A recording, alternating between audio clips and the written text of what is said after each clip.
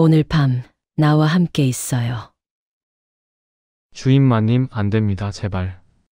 아니, 네 주제에 감히 나를? 이 남자는 왜 여자의 유혹을 뿌리치려 할까요?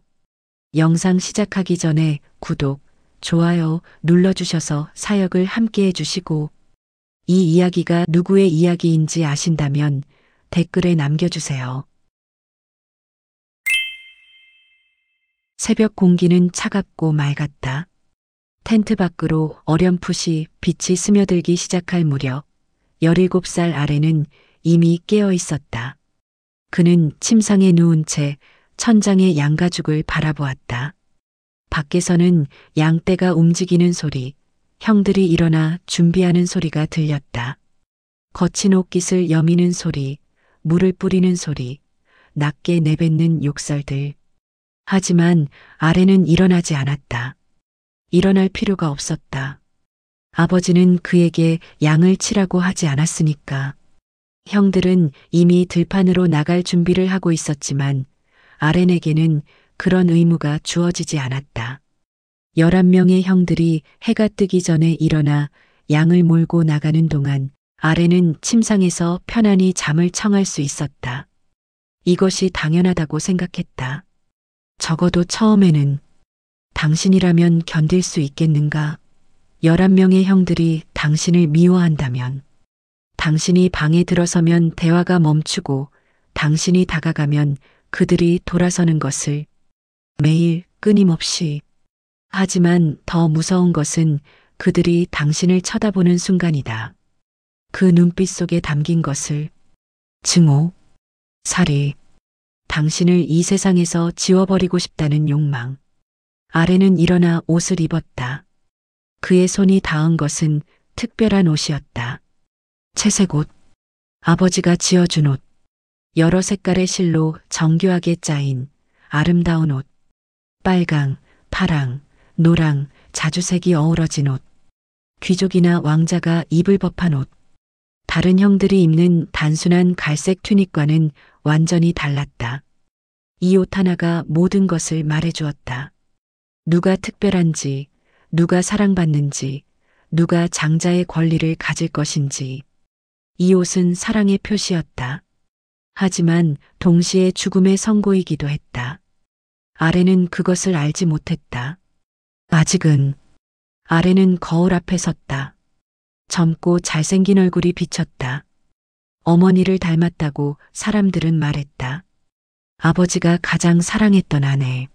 하지만 어머니는 아렌을 낳고 얼마 되지 않아 세상을 떠났다. 막내를 낳다가 아버지는 그 슬픔을 아렌에게 쏟아부었다. 사랑으로, 집착에 가까운 병적인 사랑으로 텐트 밖으로 나왔다. 햇살이 눈부셨다. 캠프는 이미 분주했다. 하인들이 움직이고 양떼가 울부짖고 형들이 준비하고 있었다. 아렌이 나타나자 분위기가 변했다. 미묘하게 하지만 확실하게. 마치 독이 공기 중에 퍼지듯. 형들은 그를 보고 눈을 돌렸다. 어떤 이는 노골적으로 얼굴을 찌푸렸다. 어떤 이는 침을 뱉었다. 어떤 이는 손에 쥔 막대기를 너무 세게 움켜잡아 손가락이 하얗게 변했다. 큰형이 잘 잤느냐고 물었지만 그의 목소리에는 온기가 없었다. 차갑고 날카로웠다. 아래는 공손하게 대답했다. 하지만 큰형은 더 이상 말을 이어가지 않고 돌아섰다. 다른 형들은 아예 말도 걸지 않았다. 둘째 형은 아렌이 지나가자 바닥에 침을 뱉었다. 넷째 형은 차갑게 아렌을 훑어보고는 고개를 돌렸다. 다섯째 형은 아렌의 채색 옷을 보며 이를 갈았다. 왜 이렇게 나를 미워하는 거지? 아렌은 매번 이 질문을 했다. 하지만 답은 알고 있었다. 아버지의 편애 때문에. 자신이 아무것도 하지 않아도 모든 것을 얻는다는 사실 때문에. 형들이 땀 흘려 일하는 동안 자신은 아버지 곁에서 편안히 지낸다는 사실 때문에. 아버지는 아렌만 보면 얼굴이 펴졌다. 다른 아들들에게는 엄격했지만 아렌에게는 부드러웠다. 아렌이 실수해도 웃어넘겼고 아렌이 요청하면 무엇이든 들어주었다. 마치 아렌이 이 세상에서 유일한 아들인 것처럼, 나머지 11명은 그림자일 뿐인 것처럼. 아침 식사 시간이었다. 가족이 모여 앉았다. 아버지는 상석에 앉았고 아들들이 주변에 둘러 앉았다. 그런데 아버지가 아렌을 불러 자신의 옆에 앉게 했다. 형들의 얼굴이 굳었다. 아버지 옆자리는 장자의 자리였다. 큰형의 자리였다. 상속권을 가진 자의 자리였다. 하지만 아버지는 아렌을 그 자리에 앉혔다. 11번째 아들을.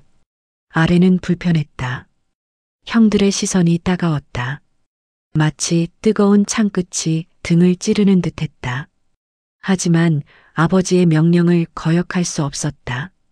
아버지는 직접 빵을 떼어 아렌에게 주었다.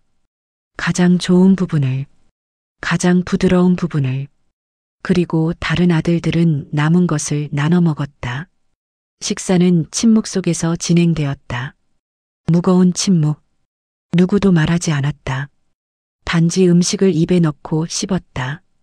하지만 그 씹는 소리조차 분노를 담고 있는 듯했다. 아렌은 빵을 삼키기가 힘들었다. 목구멍이 조여왔다. 하지만 아버지 앞에서 음식을 남길 수는 없었다. 식사가 끝나고 형들은 양을 치러 나갔다. 아렌만 남았다. 아버지와 함께. 아버지가 아들을 불러 형들이 어떻게 대하는지 물었다. 아렌은 망설였다. 사실을 말해야 할까? 형들이 자신을 미워한다고, 죽이고 싶어 한다고. 하지만 그는 고개를 저으며 잘 대해준다고 거짓말을 했다. 진실을 말하면 상황이 더 나빠질 것 같았다. 아버지는 아들의 얼굴을 살폈다. 뭔가 숨기고 있다는 것을 알았지만 더 묻지 않았다. 그는 아렌에게 오늘은 자신과 함께 있으라고 말했다.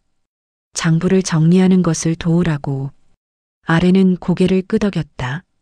그날 하루 아렌은 아버지와 함께 시간을 보냈다. 장부를 보고 가축의 수를 세고 거래를 기록했다.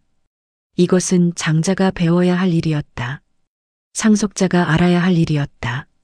하지만 아버지는 큰형이 아니라 아렌에게 가르쳤다. 마치 이미 결정된 것처럼. 아렌이 모든 것을 물려받을 것이라고. 왜 아버지는 나만 이렇게 대하시는 걸까? 아렌은 생각했다. 나는 11번째 아들일 뿐인데. 하지만 속으로는 알고 있었다. 아버지에게 자신은 특별했다. 사랑했던 아내의 아들이었으니까. 죽은 그녀를 닮은 얼굴이었으니까. 저녁이 되었다. 형들이 돌아왔다. 얼굴에는 피곤함이 역력했다. 하루 종일 양을 치고 들짐승을 쫓고 일한 흔적들. 옷은 땀으로 젖어 있었고 손에는 상처가 나 있었으며 얼굴은 햇볕에 그을려 거칠었다. 그들은 아렌을 보았다. 깨끗한 채색 옷을 입고 피곤한 기색 없이 앉아있는 아렌을. 그들의 눈빛이 어두워졌다.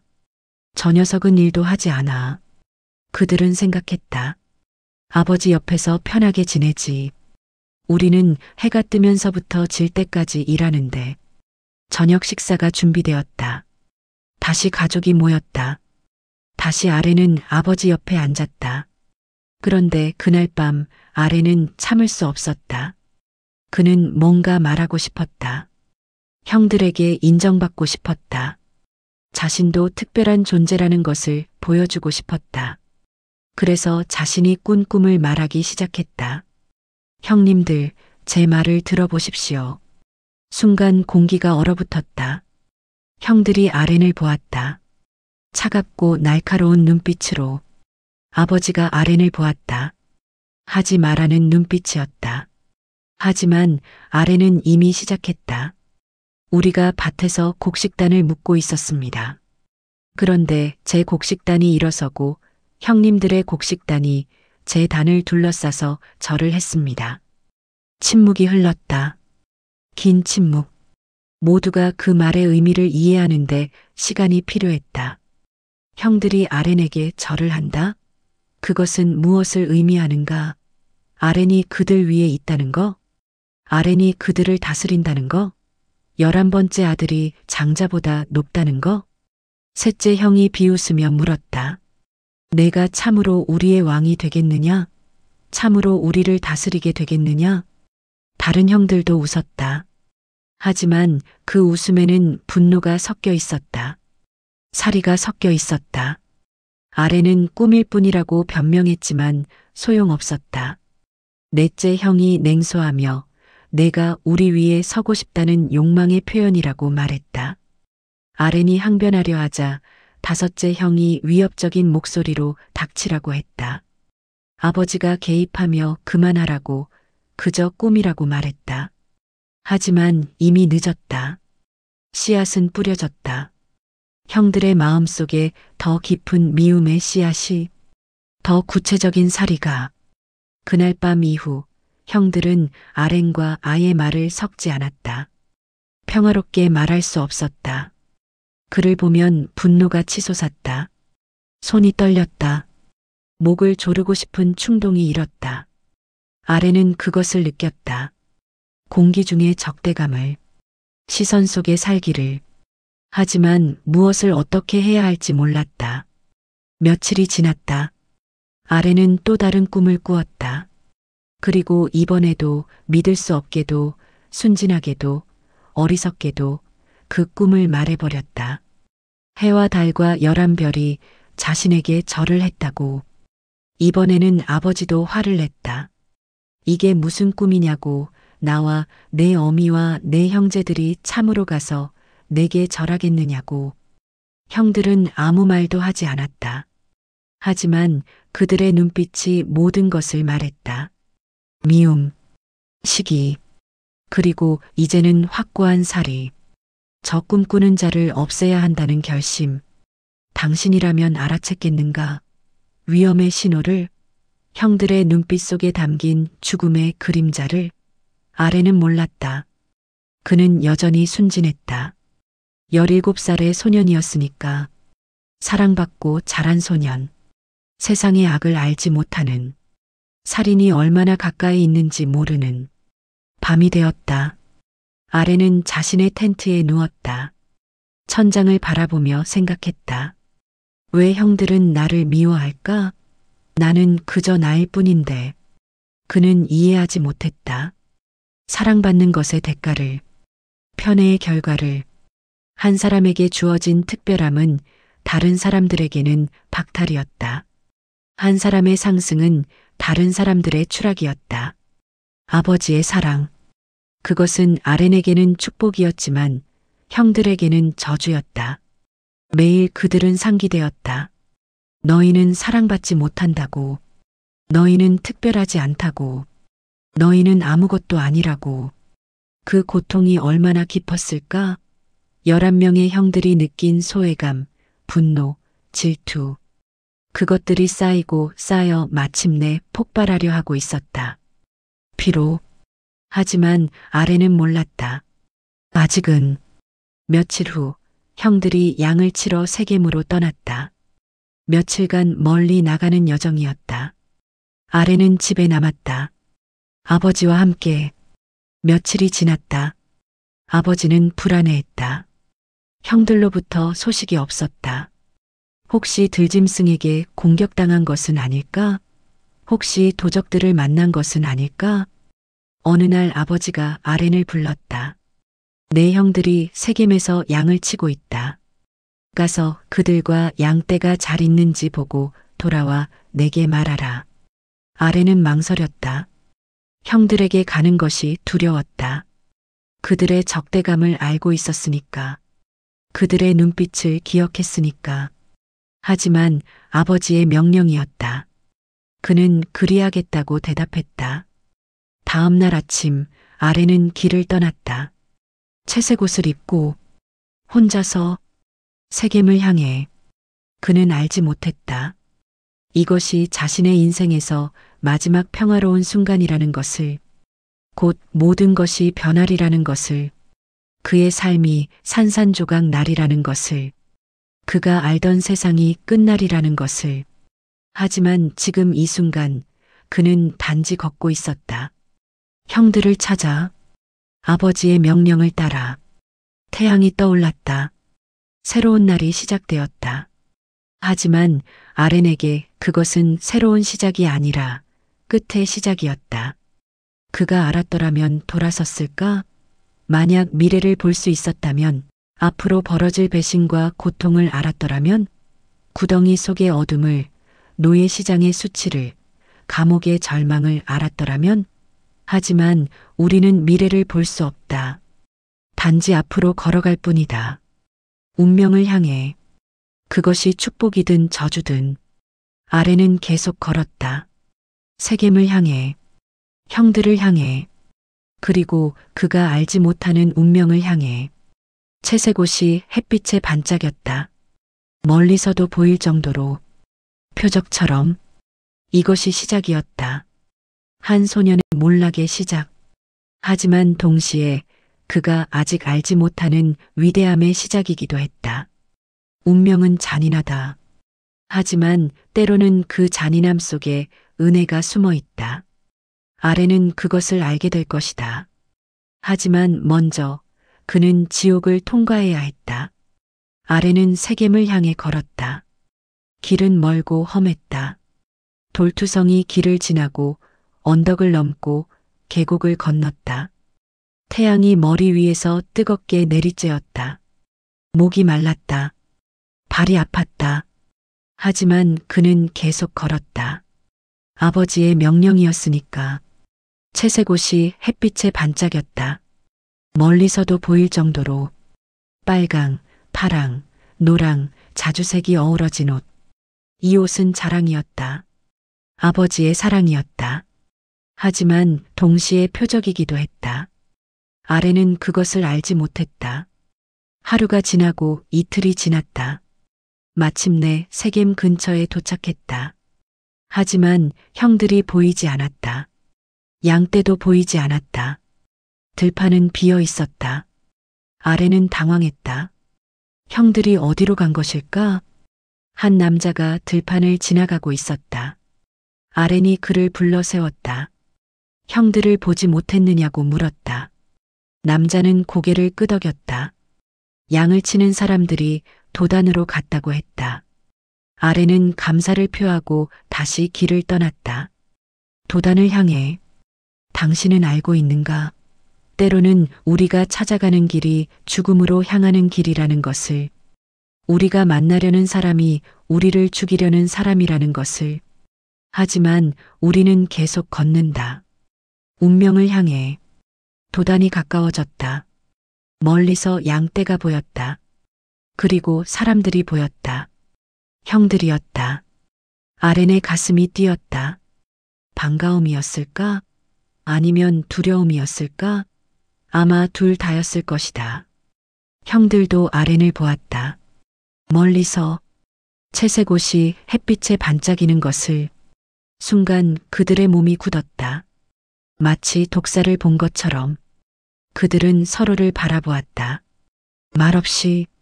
하지만 그들의 눈빛이 모든 것을 말했다. 둘째 형이 먼저 입을 열었다. 목소리는 낮고 위협적이었다. 저 꿈꾸는 자가 온다. 다른 형들이 고개를 끄덕였다. 셋째 형이 말했다. 이제 저 녀석을 죽이자. 넷째 형이 덧붙였다. 구덩이에 던져버리자. 다섯째 형이 웃었다. 차갑고 잔인한 웃음이었다. 그리고 들짐승이 잡아먹었다고 하자. 형들은 합의에 이르렀다. 빠르게. 너무나 빠르게. 마치 오래전부터 계획했던 것처럼. 어쩌면 정말로 그랬을지도 모른다. 마음속으로는 이미 수없이 아렌을 죽였을 것이다. 그의 꿈이 어떻게 되는지 보자. 여섯째 형이 냉소했다. 곡식단이 그에게 절한다고? 해와 달이 그에게 절한다고? 죽은 자에게는 아무도 절하지 않는다. 하지만 큰형이 개입했다. 그는 달랐다. 장자였고 책임감이 있었다. 피를 흘리지 말자. 그를 광야의 구덩이에 던지되 손을 대지는 말자. 큰형의 속마음은 달랐다. 나중에 몰래 구해내서 아버지께 돌려보낼 생각이었다.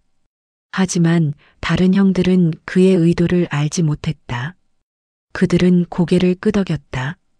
피를 흘리지 않는 것, 그것으로 충분했다. 광야의 구덩이에 던져지면 어차피 죽을 것이니까. 아렌이 가까워졌다. 그는 손을 흔들었다. 형들에게 미소를 지었다. 순진하고 어리석은 미소. 그는 알지 못했다. 자신이 죽음을 향해 걸어가고 있다는 것을, 형들의 눈빛 속에 담긴 사리를. 형님들, 아렌이 소리쳤다. 목소리는 밝고 경쾌했다. 아버지께서 안부를 여쭙게 하셨습니다. 형들은 대답하지 않았다. 단지 그를 바라볼 뿐이었다. 차갑고 어두운 눈빛으로. 아렌이 그들 앞에 섰다. 여전히 미소를 짓고 있었다.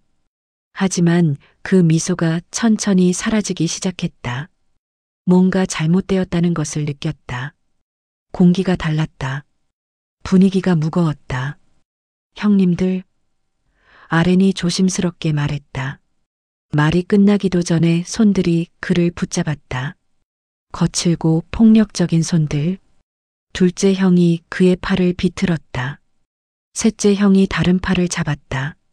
넷째 형이 그의 목을 졸랐다. 뭐 하는 겁니까? 놓으세요. 아렌이 소리쳤다. 공포가 목소리에 묻어났다. 하지만 형들은 듣지 않았다. 그들은 아렌을 끌었다. 질질 끌었다. 아렌은 발버둥 쳤다. 저항했다. 하지만 11명의 어른과 1명의 소년. 싸움이 될 리 없었다. 다섯째 형이 채색 옷을 잡아당겼다. 옷이 찢어지는 소리가 들렸다. 아렌은 울부짖었다. 안 돼요. 이건 아버지가 주신. 아버지? 여섯째 형이 비웃었다. 내 아버지는 이제 너를 볼 수 없을 것이다. 형들은 아렌에게서 채색 옷을 벗겼다. 거칠게, 폭력적으로. 옷이 찢어졌다.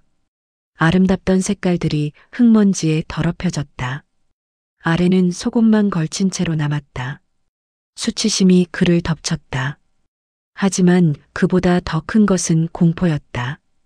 형님들, 제발, 제가 무슨 잘못을 했습니까? 아렌이 애원했다. 눈물이 흘렀다. 일곱째 형이 대답했다. 내 잘못? 내가 태어난 것이 잘못이다. 내가 아버지의 사랑을 독차지한 것이 잘못이다. 내가 우리 위에 서려 한 것이 잘못이다. 아렌이 항변하려 했지만 여덟째 형이 소리치며 아렌의 얼굴을 때렸다. 주먹이 뺨에 박혔다. 아렌의 머리가 뒤로 젖혀졌다. 입에서 피가 흘렀다. 형들은 아렌을 끌고 갔다. 언덕 너머로. 그곳에 구덩이가 있었다. 깊고 어두운 구덩이. 본래 물을 저장하려고 판 것이었지만 지금은 바닥에 물이 없었다. 단지 진흙과 돌멩이들만 있을 뿐. 안 돼요. 제발. 아렌이 울부짖었다. 목소리가 갈라졌다. 형님들, 저를 죽이지 마세요. 하지만 형들은 귀를 막았다. 마음을 막았다. 그들은 아렌을 구덩이 입구로 끌고 갔다. 아렌은 발버둥 쳤다. 손톱으로 땅을 핥히었다. 하지만 소용없었다. 당신은 상상할 수 있는가?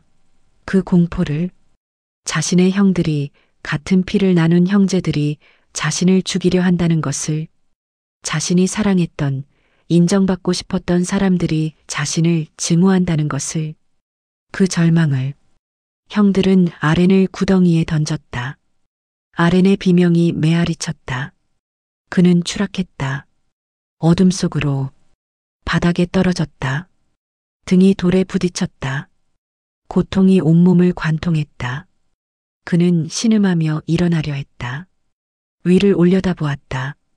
구덩이 입구가 보였다. 작은 원. 그 안에 형들의 얼굴들이 보였다. 실루엣으로 그들은 아래를 내려다보고 있었다. 차갑고 무표정한 얼굴들로. 형님들. 아렌이 외쳤다. 목소리가 떨렸다. 도와주세요. 제발. 아무 대답이 없었다. 형들은 단지 그를 바라볼 뿐이었다. 그리고 천천히 하나씩 그들이 사라지기 시작했다. 구덩이 입구에서 멀어졌다. 안 돼요. 가지 마세요. 아렌이 절규했다. 저를 여기 두고 가지 마세요. 하지만 형들은 떠났다. 마지막 얼굴마저 사라졌다. 아렌은 혼자 남았다. 어둠 속에, 구덩이 안에 침묵이 찾아왔다. 무겁고 질식할 듯한 침묵. 아렌은 벽에 기대 앉았다. 온몸이 떨렸다. 추위 때문이었을까? 공포 때문이었을까? 아마 둘 다였을 것이다. 이것이 현실인가? 이것이 정말로 일어나고 있는 일인가? 몇 시간 전까지만 해도 그는 집에 있었다. 아버지와 함께, 안전하게, 따뜻하게. 그런데 지금은 구덩이 속에 버려졌다. 죽기를 기다리며 아렌은 울었다. 소리내어 울었다. 목 놓아 울었다. 누가 들어줄 사람도 없었다. 단지 어둠만이 그의 울음을 들었다. 위에서는 형들이 앉아 식사를 하고 있었다. 아렌을 버린 바로 그 자리에서 빵을 떼고 치즈를 먹고 포도주를 마셨다. 마치 아무 일도 없었다는 듯이, 마치 동생이 구덩이에서 죽어가고 있지 않다는 듯이. 넷째 형이 빵을 씹으며 말했다. 꿈이 이루어지지 않겠군. 다른 형들이 웃었다. 여섯째 형이 덧붙였다. 이제 아버지의 슬픔을 봐야지. 일곱째 형이 고개를 끄덕였다. 하지만 할 수 없어. 저 녀석 때문에 우리가 평생 고통받을 수는 없으니까. 큰형만 말이 없었다. 그는 식사를 하지 않았다. 마음이 불편했다. 계획은 나중에 몰래 돌아와서 아렌을 구하는 것이었다. 하지만 다른 형들이 계속 여기 있는 한 그럴 수 없었다. 그때 멀리서 소리가 들렸다. 낙타 울음소리. 형들이 고개를 들었다. 지평선을 바라보았다. 대상이 오고 있었다. 상인들, 이스마엘 사람들. 그들은 이집트로 가는 길이었다. 낙타 등에는 향료와 유향과 몰약이 실려 있었다. 넷째 형의 눈이 빛났다. 그는 생각했다. 그리고 말했다. 형제들아, 우리가 아우를 죽여서 그 피를 감춘들 무슨 소용이 있겠습니까? 다른 형들이 그를 보았다. 넷째 형이 계속했다. 자, 그를 이스마엘 사람들에게 팔아버립시다. 우리 손으로 그를 죽이지는 맙시다. 그래도 우리 형제여, 우리 골육이 아닙니까? 형들은 그 제안을 고려했다. 죽이는 것보다 나았다. 피를 흘리지 않아도 되었다. 그리고 돈도 벌 수 있었다. 일곱째 형이 고개를 끄덕였다. 좋은 생각이다. 여덟째 형도 동의했다. 그렇게 하자. 형들은 구덩이로 갔다. 아렌을 끌어올렸다. 아렌은 희망을 품었다. 형들이 마음을 바꾼 것일까? 자신을 살려주는 것일까? 하지만 곧 그 희망은 산산조각 났다. 형들이 그를 상인들에게 끌고 갔다. 아렌은 깨달았다. 자신이 팔리는 것을. 안 돼요. 아렌이 소리쳤다. 제발 저를 팔지 마세요. 하지만 형들은 이미 상인들과 흥정하고 있었다. 얼마에 팔 것인가? 상인들은 아렌을 살펴보았다. 젊고 건강해 보였다. 일을 시킬 만했다. 그들은 은 20잎을 제시했다. 형들은 흥정했다. 하지만 결국 은 20잎에 합의했다. 동생의 값, 한 사람의 목숨의 값. 그렇게 싼 값에 상인들이 아렌을 끌고 갔다. 그들은 그의 손을 묶었다. 발에 족쇄를 채웠다. 아렌은 저항했다. 울부짖었다. 하지만 소용없었다. 형님들, 형님들, 아렌이 외쳤다. 마지막으로, 저를 버리지 마세요. 아버지께 말씀드리겠습니다. 제발. 하지만 형들은 돌아섰다. 은하를 세며 돌아갔다. 아렌의 울음소리가 점점 멀어졌다. 그들은 뒤돌아보지 않았다. 상인들은 이집트를 향해 움직이기 시작했다. 아렌은 낙타 뒤에 묶여 끌려갔다. 그는 뒤를 돌아보았다. 형들이 보였다. 점점 작아지는 형들의 모습, 그리고 그 너머에 집이 있을 것이다. 아버지가 있을 것이다. 눈물이 흘렀다. 멈출 수 없이 이것이 마지막이었다. 자신이 알던 모든 것과의 마지막. 가족, 집, 안전, 사랑. 모든 것이 사라졌다. 당신은 알고 있는가? 배신의 고통을, 사랑했던 사람에게 버림받는 고통을, 형제에게 팔리는 수치를. 아렌은 그 모든 것을 맛보았다. 17살의 나이에 해가 지고 있었다. 붉은 석양이 하늘을 물들였다. 아름다웠다.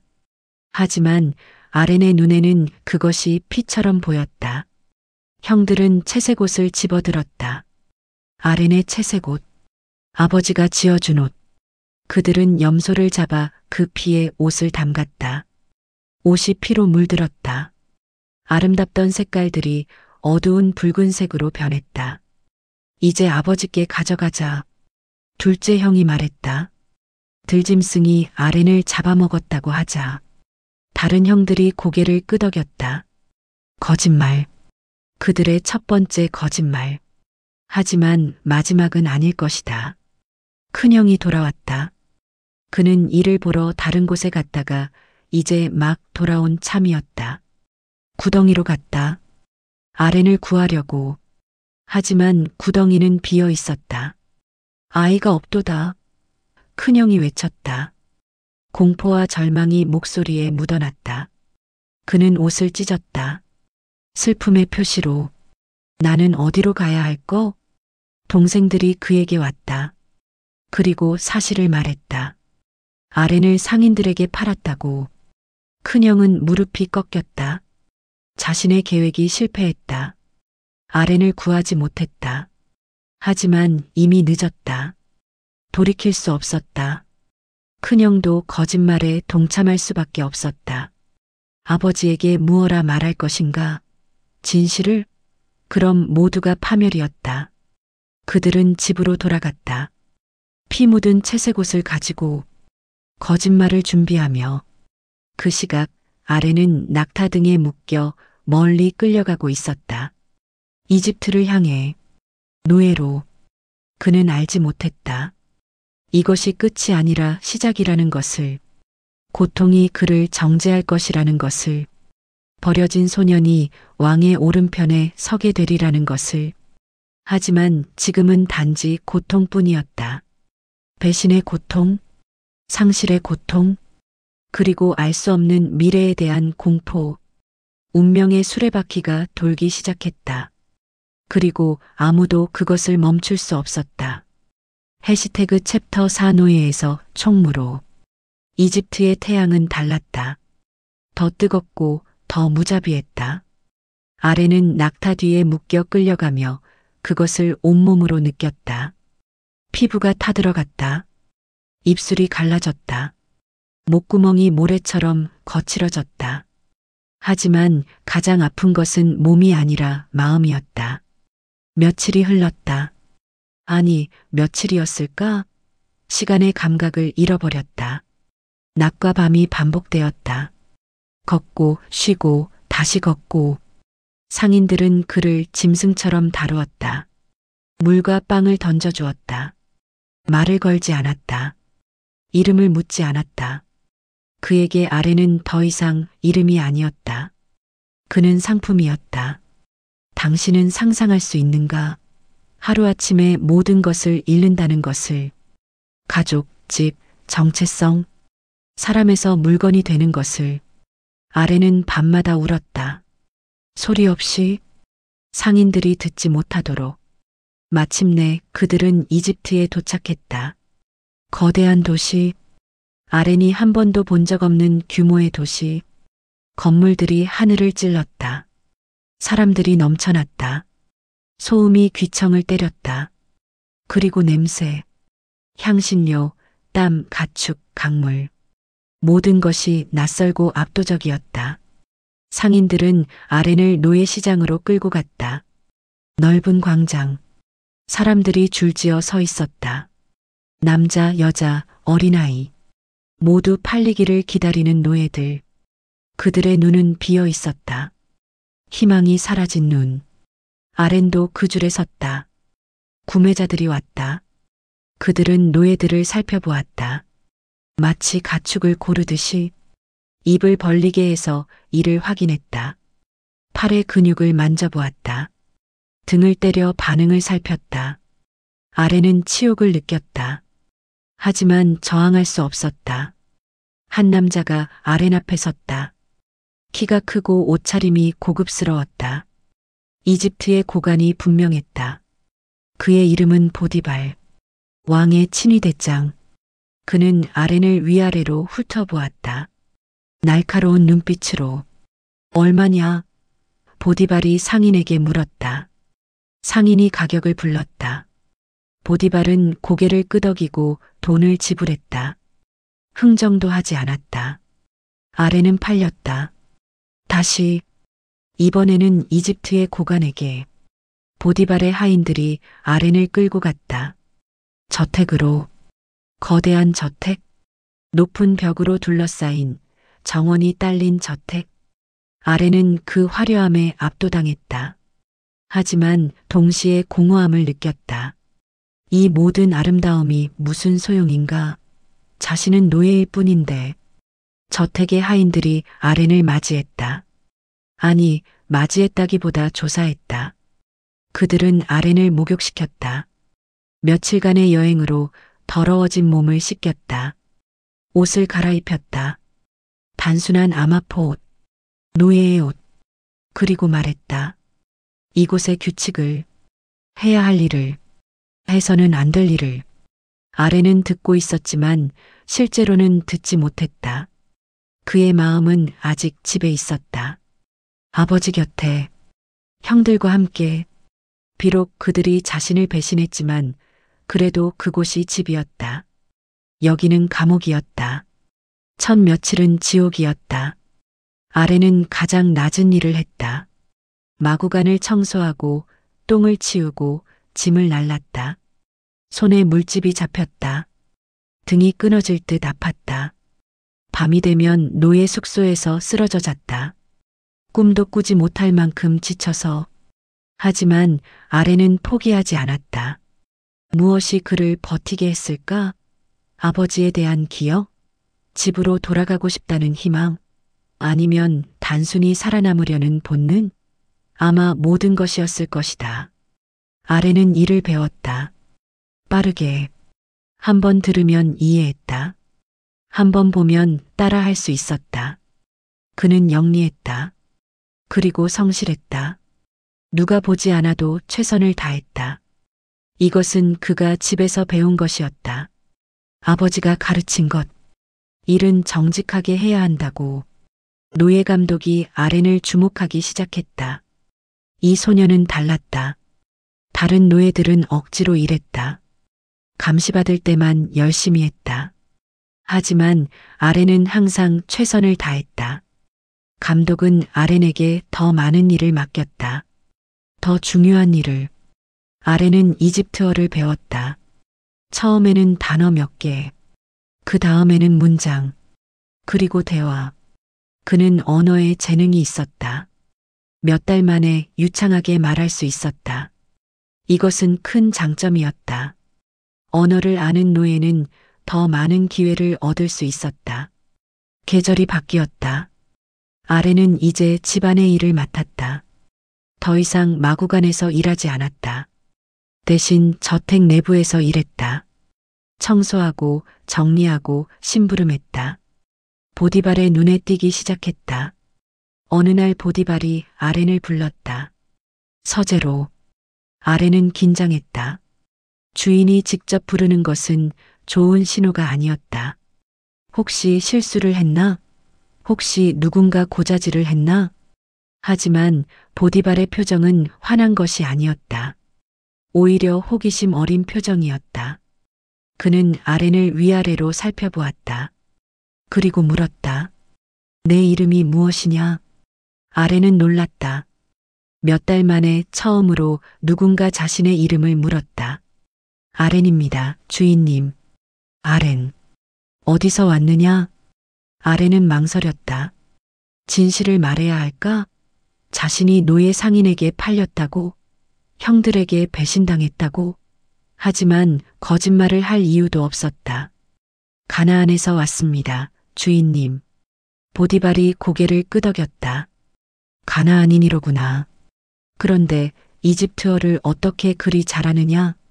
배웠습니다, 주인님. 듣고 따라하며 배웠습니다. 보디발의 눈이 빛났다. 영리하구나. 그리고 성실하다고 들었다. 일을 잘한다고. 아렌은 고개를 숙였다.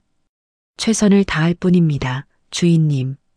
보디발은 잠시 생각에 잠겼다. 그리고 결정을 내렸다. 좋다. 너를 내 개인 시종으로 삼겠다. 나를 따라다니며 일을 도와라. 이것은 승진이었다. 노예에서 개인 시종으로. 아렌은 감사를 표했다. 하지만 동시에 두려움도 느꼈다. 더 가까이 있다는 것은 더 많이 감시받는다는 의미였다. 실수하면 바로 들킬 것이다. 하지만 아렌은 실수하지 않았다. 그는 보디발의 필요를 예측했다. 보디발이 원하기 전에 준비했다. 아침에는 옷을 갖춰 놓았다. 식사는 제 시간에 준비되었다. 문서들은 정리되어 있었다. 보디발은 만족했다. 시간이 더 흘렀다. 아렌은 단순한 시종이 아니라 조력자가 되었다. 보디발은 그에게 장부를 맡겼다. 가게를 관리하게 했다. 하인들을 감독하게 했다. 아렌은 이 모든 일을 완벽하게 해냈다. 당신은 아는가?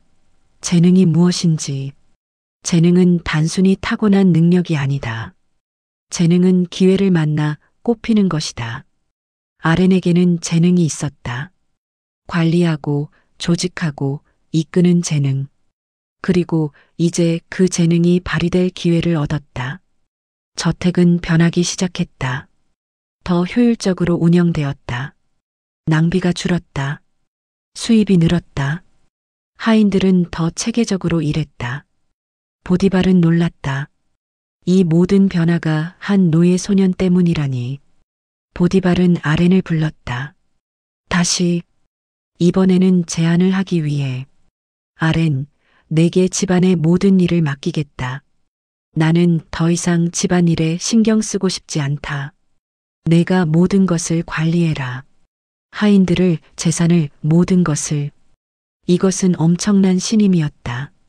노예에게 이런 권한을 주는 것은 매우 드문 일이었다. 아렌은 그 무게를 느꼈다. 하지만 동시에 감사했다. 이것은 기회였다. 노예이지만 적어도 영향력을 가질 수 있는 기회.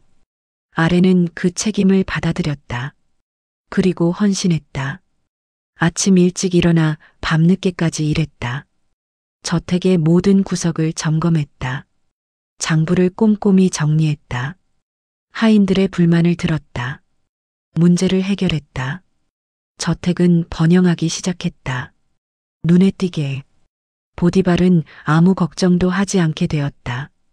집에 관한 한 아렌이 모든 것을 처리했다. 보디발은 자신의 직무, 왕의 친위대장 일에만 집중할 수 있었다. 하인들은 처음에 아렌을 못마땅하게 여겼다. 노예 주제에 자신들을 감독한다고? 하지만 곧 그들은 아렌을 존경하게 되었다. 그는 공정했다. 편애하지 않았다. 일 잘하는 자는 칭찬했고 게으른 자는 꾸짖었다. 하지만 결코 잔인하지 않았다. 계절이 또 바뀌었다. 아렌은 이제 19살이었다. 이집트에 온 지 2년이 지났다. 그는 더 이상 소년이 아니었다. 청년이 되었다. 키가 자랐고 몸이 단단해졌으며 얼굴은 성숙해졌다. 그는 여전히 노예였다. 법적으로. 하지만 실제로는 보디발 집안의 총관이었다. 모든 것을 관리하는 사람. 보디발을 제외하고는 누구보다 높은 지위. 아렌은 가끔 과거를 떠올렸다. 가나안의 집, 아버지, 형들, 채색 옷. 그 모든 것이 꿈처럼 느껴졌다. 다른 인생 같았다. 다른 사람의 인생 같았다. 그는 변했다. 순진함을 잃었다. 세상이 얼마나 잔인한지 알았다.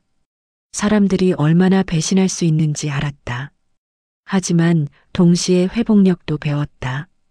넘어져도 다시 일어설 수 있다는 것을, 모든 것을 잃어도 다시 시작할 수 있다는 것을.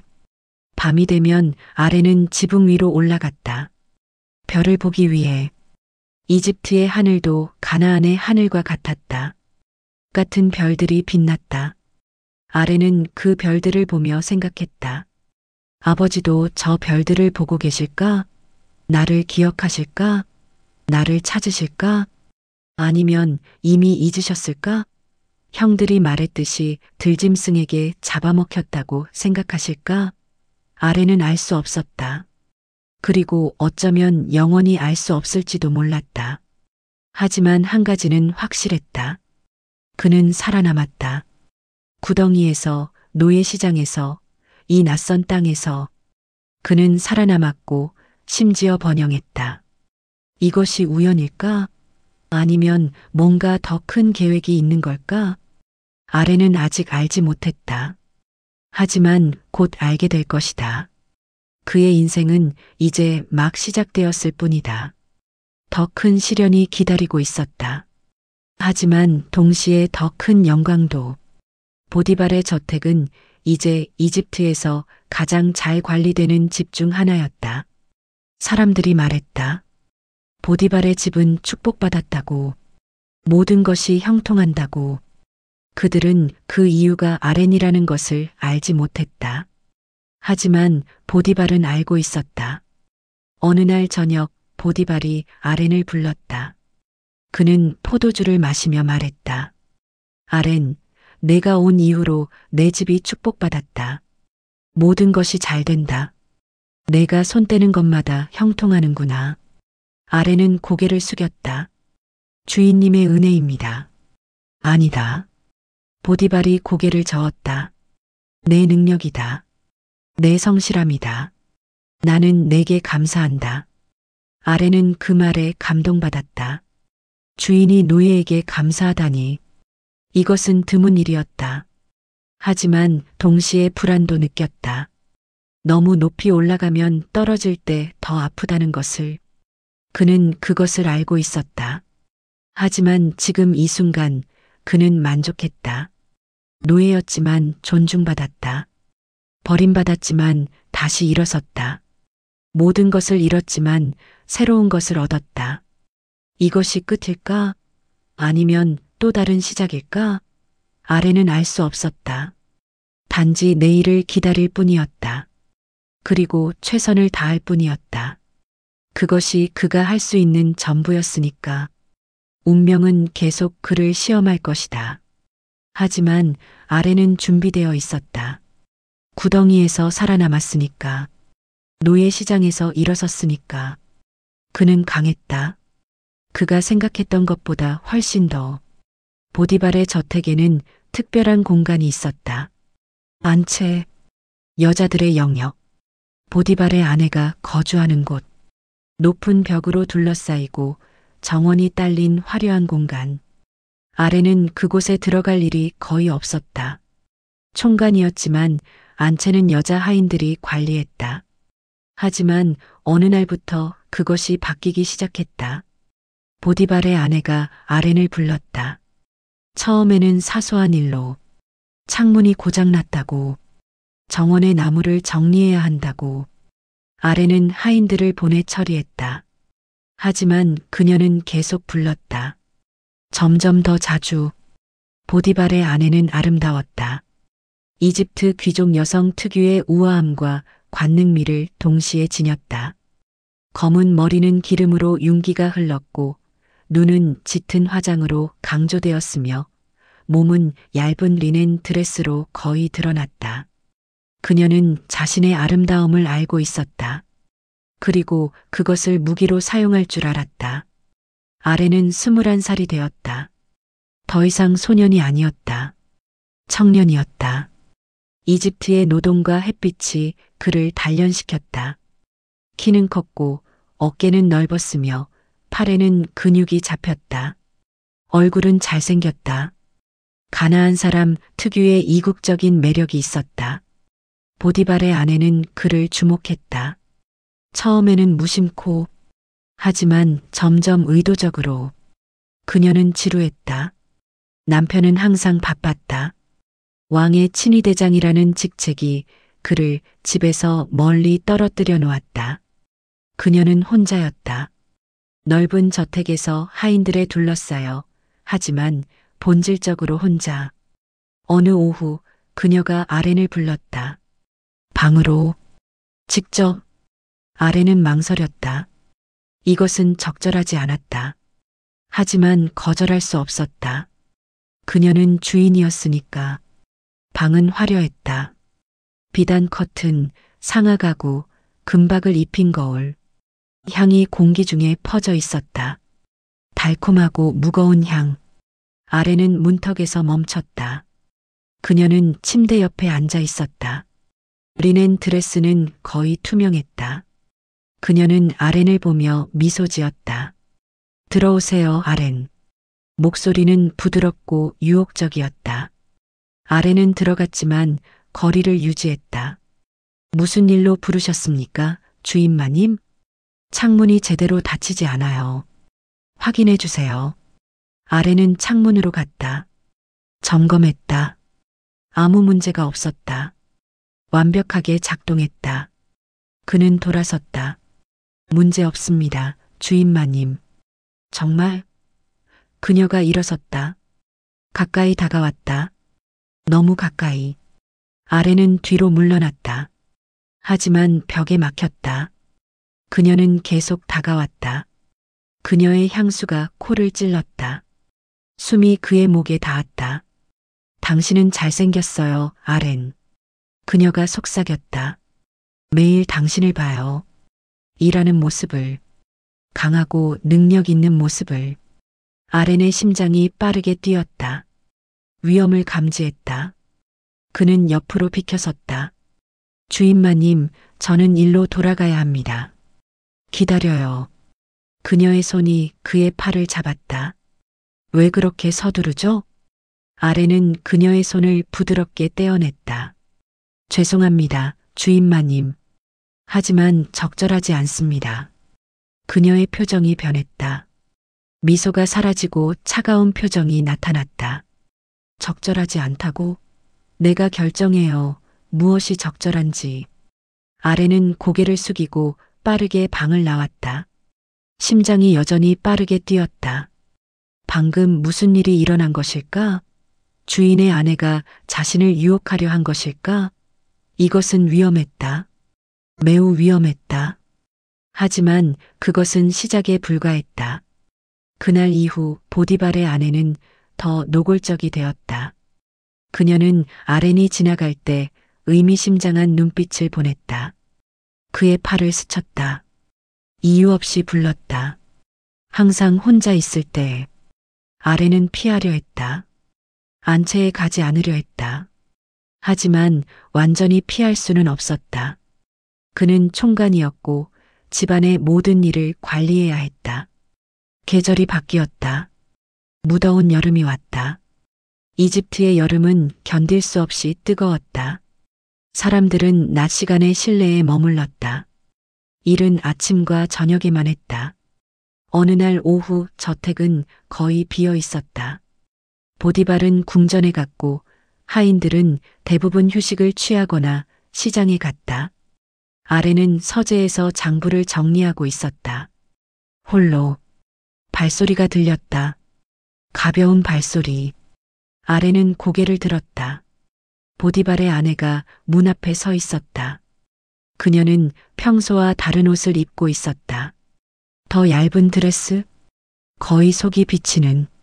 머리는 풀어헤쳤고 눈화장은 더 짙었다. 아렌. 그녀가 말했다. 목소리는 낮고 긴박했다. 아렌은 일어섰다. 본능적으로 뒤로 물러섰다. 주인마님 무슨. 그녀가 방으로 들어왔다. 문을 닫았다. 그리고 다가왔다. 빠르게, 결연하게, 마치 더 이상 기다릴 수 없다는 듯이. 나와 함께 눕자. 그녀가 말했다. 명령조였다. 지금. 아렌은 충격을 받았다. 이렇게 노골적일 줄은 몰랐다. 그는 고개를 저었다. 주인마님 안 됩니다. 왜? 그녀가 더 가까이 왔다. 나는 아름답지 않나? 원하지 않나? 당신은 알고 있는가? 유혹이 무엇인지. 유혹은 단순히 육체적인 것만이 아니다. 그것은 권력이고 위험이며 금지된 것의 매력이다. 아렌은 그 모든 것을 느꼈다. 하지만 동시에 두려움도 느꼈다. 주인님께서 저를 신뢰하십니다. 아렌이 말했다. 목소리가 떨렸다. 주인님께서 이 집의 모든 것을 제 손에 맡기셨습니다. 주인마님 외에는 제가 어찌 이런 큰 악을 행하여 하나님께 죄를 지을 수 있겠습니까? 그 말이 그녀를 멈추게 했다. 순간. 하지만 곧 그녀는 다시 다가왔다. 이번에는 그의 옷을 잡았다. 강하게. 거부하지 마. 그녀가 속삭였다. 아무도 모를 거야.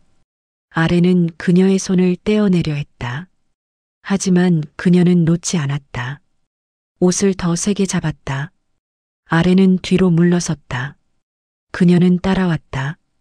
그들은 거의 몸싸움을 하고 있었다. 놓아주십시오. 아렌이 외쳤다. 안 돼. 그녀가 대답했다. 아렌은 강하게 뒤로 물러섰다. 옷이 찢어지는 소리가 들렸다. 그의 웃옷 일부가 그녀의 손에 남았다. 아렌은 균형을 잃고 비틀거렸다. 그리고 돌아서서 뛰었다. 방에서 나갔다. 복도를 지나 밖으로. 그는 숨을 헐떡이며 멈췄다. 온몸이 떨렸다. 방금 무슨 일이 있었던 거지? 주인의 아내를 거부했다. 그녀를 밀쳤다. 이것은 재앙이었다. 하지만 다른 선택이 있었을까? 그녀와 함께 눕는다? 그것은 배신이었다. 보디발에 대한 배신, 자신에 대한 배신, 그리고 신에 대한 배신. 아렌은 아직 믿음을 잃지 않았다. 이 모든 시련 속에서도 방 안에서 보디발의 아내는 찢어진 옷을 들고 서 있었다. 그녀의 얼굴은 창백했다. 분노와 수치심이 뒤섞였다. 거부당했다. 노예에게. 그녀가 이집트의 귀부인이. 그 순간 뭔가가 그녀 안에서 깨졌다. 사랑은 증오로 변했다. 욕망은 복수심으로 변했다. 만약 그가 자신을 가질 수 없다면 그도 모든 것을 잃어야 했다. 그녀는 소리를 질렀다. 크게, 날카롭게. 하인들이 달려왔다. 그들은 주인마님이 바닥에 주저앉아 울고 있는 것을 보았다. 손에는 찢어진 옷이 있었다. 무슨 일이십니까? 하인들이 물었다. 그녀는 손가락으로 복도를 가리켰다. 저 히브리 노예가 나를 겁탈하려 했어. 침묵이 흘렀다. 충격의 침묵. 하인들은 믿을 수 없다는 표정으로 서로를 바라보았다. 아렌이? 그 성실하고 정직한 아렌이? 하지만 누가 감히 주인마님의 말을 의심하겠는가? 그녀는 울고 있었다. 옷은 찢어져 있었다. 증거는 명백했다. 아니, 명백해 보였다. 그가 내 방에 들어왔어요. 그녀가 계속했다. 목소리는 떨렸다. 나를 붙잡고 함께 눕자고. 내가 소리를 지르자 도망쳤어요. 이 옷을 남기고. 하인들은 분노했다. 어떻게 감히, 노예가 어떻게 감히 주인마님을. 그들은 아렌을 찾으러 갔다. 그를 잡았다. 그의 항변을 듣지 않았다. 아닙니다. 제가 하지 않았습니다. 아렌이 외쳤다. 주인마님께서 저를 유혹하셨습니다. 제가 거부했을 뿐입니다. 하지만 누가 그 말을 믿겠는가? 노예의 말과 귀부인의 말. 어느 쪽이 더 신빙성 있겠는가? 보디발이 저택에 돌아왔다. 궁전에서의 긴 하루를 마치고 그는 피곤했다. 편안한 저녁을 기대했다. 하지만 집은 혼란에 빠져 있었다. 아내가 그를 맞이했다. 눈물로 얼룩진 얼굴로. 그녀는 그의 품에 안겼다. 울먹이며 말했다. 당신이 데려온 저 히브리 노예가 나를 희롱했어요. 겁탈하려 했어요. 보디발은 얼어붙었다. 무슨 말인가? 아렌이? 그 성실하고 신뢰할 만한 아렌이? 아내가 계속했다. 내가 소리를 높여 부르짖으니까 그가 자기 옷을 내 곁에 버려두고 밖으로 도망쳤어요. 여기 증거가 있어요. 그녀는 찢어진 옷을 보였다. 보디발은 그것을 바라보았다. 그의 마음속에서 전쟁이 벌어졌다. 아렌을 신뢰했다. 그에게 모든 것을 맡겼다. 하지만 다른 한편으로는 아내였다. 자신의 아내가 거짓말을 할 리 없었다. 보디발은 아렌을 불렀다. 아렌은 끌려왔다. 하인들에게 붙잡힌 채 그는 보디발을 보았다. 눈에는 절망이 가득했다. 주인님, 아렌이 말했다. 제 말을 들어주십시오. 저는 하지 않았습니다. 보디발은 아렌을 바라보았다. 오랫동안 그의 눈을 들여다보았다. 진실을 찾으려고. 하지만 무엇을 보았을까? 무죄? 아니면 교묘한 거짓? 당신이라면 믿었겠는가? 수년간 함께한 충실한 하인을? 아니면 눈물 흘리는 아내를? 선택은 쉽지 않았다. 하지만 보디발은 선택했다. 아내를. 그는 고개를 돌렸다. 아렌을 보지 않으려고. 저를 감옥에 가두라. 그가 명령했다. 목소리는 차갑고 단호했다. 주인님, 아닙니다. 아렌이 외쳤다. 제발, 저는 결백합니다. 하지만 보디발은 돌아서서 떠났다. 아렌의 울부짖음을 들으려 하지 않았다. 아니, 듣고 싶지 않았다. 만약 들으면 마음이 흔들릴 것 같았다. 아렌은 끌려갔다. 저택에서, 그가 수년간 섬긴 집에서, 거리를 지나 사람들이 그를 보고 손가락질했다. 노예가 주인을 배신했다고. 감옥으로, 왕의 죄수들이 갇히는 곳으로. 감옥 문이 그의 뒤에서 닫혔다. 무겁고 최종적인 소리로. 아렌은 어둠 속에 서 있었다. 다시 구덩이에서처럼 배신당하고 버려지고 억울하게. 그는 벽에 기대어 주저앉았다. 손으로 얼굴을 감쌌다. 울지 않으려 했지만 눈물이 흘렀다. 멈출 수 없이. 왜 이런 일이 계속 일어나는가? 형들에게 배신당했다. 노예로 팔렸다. 이제는 억울한 누명을 썼다. 죄 없이 감옥에 갇혔다. 신은 어디 계신가? 보고 계신가? 아니면 잊으셨는가? 하지만 아렌은 알지 못했다. 이 감옥이 구덩이처럼 그를 더 높은 곳으로 인도할 것이라는 것을. 때로는 가장 어두운 밤이 가장 밝은 새벽 직전이라는 것을. 하지만 지금은 단지 어둠뿐이었다. 고통뿐이었다. 그리고 답 없는 질문들 뿐이었다. 어느새 그 후로 2년이 더 지났다. 아렌은 25살이 되었다. 감옥에 온 지 만 4년째였다. 그는 이제 감옥의 풍경이 되었다. 간수들도 그를 거의 의식하지 않았다. 항상 거기 있는 사람. 죽지도 않고 떠나지도 않는 사람. 아렌은 변했다. 얼굴은 거칠어졌고 눈빛은 깊어졌으며 몸은 야위었다. 하지만 가장 큰 변화는 내면이었다. 순진함은 완전히 사라졌다. 희망도 거의 없었다. 단지 하루하루를 견딜 뿐이었다. 어느 날 아침 감옥 전체가 소란스러워졌다. 왕궁에서 사람이 왔다는 것이었다. 급하게 누군가를 찾으러 간수장이 뛰어다녔다. 하인들이 분주했다. 무슨 일인가? 왕궁의 사신이 물었다. 히브리 사람이 있느냐? 꿈을 해석하는 자가. 간수장은 순간 기억했다. 아렌. 2년 전 왕의 관원장들의 꿈을 해석했던 그가 히브리 사람이었다. 간수장은 아렌을 불렀다. 급하게. 아렌은 이해하지 못했다. 무슨 일인가? 왜 왕궁에서 자신을 찾는가? 간수장이 설명했다. 왕이 꿈을 꾸었는데 아무도 해석하지 못한다고. 술 맡은 관원장이 아렌을 기억해냈다고. 왕이 아렌을 부른다고. 아렌의 심장이 뛰기 시작했다. 술 맡은 관원장이 드디어 기억했다. 2년 만에. 너무 늦었지만 그래도 기억했다. 이것이 기회인가? 아니면 또 다른 함정인가? 하인들이 아렌을 끌고 갔다. 세수를 시켰다. 수염을 깎았다. 옷을 갈아입혔다. 아렌은 거울을 보았다.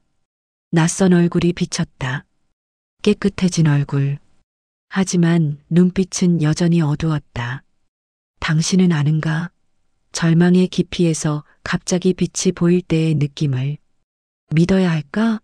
아니면 또 배신당할까? 아렌은 그 경계에 서 있었다. 왕궁으로 가는 길은 멀었다. 거리를 지나며 아렌은 이집트를 다시 보았다. 4년 만에. 도시는 변하지 않았다. 하지만 그는 완전히 달라졌다. 처음 이집트에 왔을 때는 소년이었다. 지금은 성인이었다. 고통으로 단련된 성인. 왕궁은 상상을 초월했다. 거대한 돌기둥, 황금으로 장식된 벽, 화려한 그림들. 권력의 중심. 신이 사는 곳처럼 보였다. 아렌은 그 웅장함에 압도당했다. 하지만 동시에 냉정함을 유지했다. 여기는 위험한 곳이었다. 궁전 안으로 들어갔다. 복도는 끝없이 이어졌다. 벽에는 왕들의 업적이 새겨져 있었다. 전쟁, 승리, 정복, 이집트의 영광. 하지만 아렌에게는 그저 돌에 새긴 그림일 뿐이었다. 마침내 왕자의 방에 도착했다. 문이 열렸다. 넓은 홀, 높은 천장, 그리고 저 앞에 황금 왕자에 앉은 사람. 왕, 이집트의 신, 땅의 주인. 왕은 중년의 남자였다. 얼굴에는 근심이 가득했다. 잠을 제대로 자지 못한 듯 눈밑이 어두웠다. 주변에는 고관들이 늘어서 있었다. 마법사들, 점쟁이들, 현자들. 하지만 그들의 얼굴도 어두웠다. 왕의 꿈을 풀지 못했기 때문에. 아렌은 앞으로 나아갔다. 왕 앞에 무릎을 꿇었다. 관례였다. 왕은 신이었고 신 앞에서는 모두가 엎드려야 했다. 왕이 말했다. 목소리는 피곤하고 초조했다. 내가 꿈을 해석한다고 들었다. 아렌은 고개를 들었다. 왕을 똑바로 보았다. 이것은 무례한 행동이었다. 하지만 아렌은 더 이상 두려워하지 않았다. 4년간의 감옥이 두려움을 빼앗아갔다. 저는 할 수 없습니다. 아렌이 말했다. 조용하지만 확고하게. 하지만 하나님께서 왕에게 평안한 대답을 주실 것입니다. 주변의 고관들이 술렁였다. 저 노예가 감히 왕에게 직접 대답하다니. 하지만 왕은 손을 들어 그들을 제지했다. 그는 아렌을 보았다. 이 젊은이의 눈빛에서 뭔가 다른 것을 보았다. 왕이 자신의 꿈을 말하기 시작했다. 나일 강가에 서 있었다고. 강에서 살지고 아름다운 암소 7마리가 올라와 풀을 뜯었다고. 그런데 그 뒤에 흉악하고 파리한 암소 7마리가 올라와 살진 암소들을 잡아먹었다고. 하지만 먹어도 여전히 파리했다고. 그리고 다시 잠들어 꿈을 꾸었다고. 한 줄기에서 무성하고 충실한 이삭 7개가 나왔다고. 그 뒤에 세약하고 동풍에 마른 이삭 7개가 나와 충실한 이삭을 삼켰다고. 왕은 말을 마치고 아렌을 보았다. 간절한 눈빛으로. 마법사들과 박사들에게 물었으나 아무도 내게 해석하지 못하더라. 내가 할 수 있느냐? 아렌은 들었다. 그리고 알았다. 즉시 명확하게.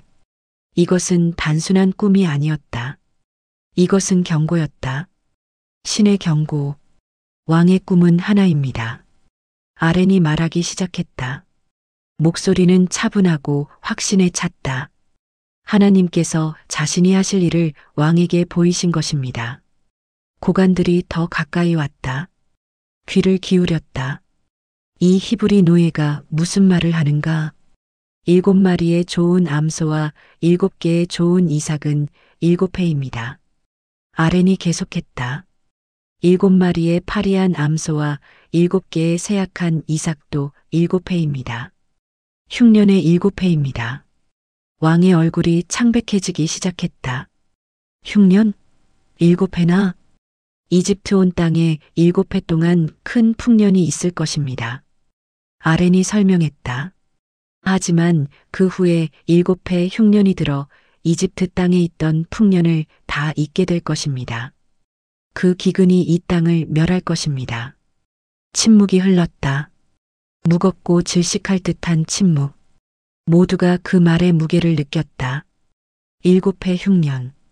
이집트가 멸망할 수도 있다는 것. 왕께서 2번 꿈을 꾸신 것은 아렌이 덧붙였다. 이 일이 하나님께로 정하신 바 되었고 하나님이 속히 행하실 것이기 때문입니다. 왕은 아렌을 바라보았다. 오랫동안 이 해석을 믿어야 하는가? 다른 마법사들은 아무 말도 하지 못했다. 하지만 이 젊은이는 확신에 차 있었다. 그런데 아렌은 멈추지 않았다. 그는 계속 말했다. 이것은 대담한 행동이었다. 왕이 묻지도 않았는데 조언하는 것. 하지만 아렌은 더 이상 잃을 것이 없었다. 왕은 이제 명철하고 지혜 있는 사람을 찾아 이집트 땅을 다스리게 하십시오. 아렌이 말했다. 왕은 또 전국의 관리들을 임명하여 풍년 7회 동안 이집트 땅의 5분의 1을 거두게 하십시오.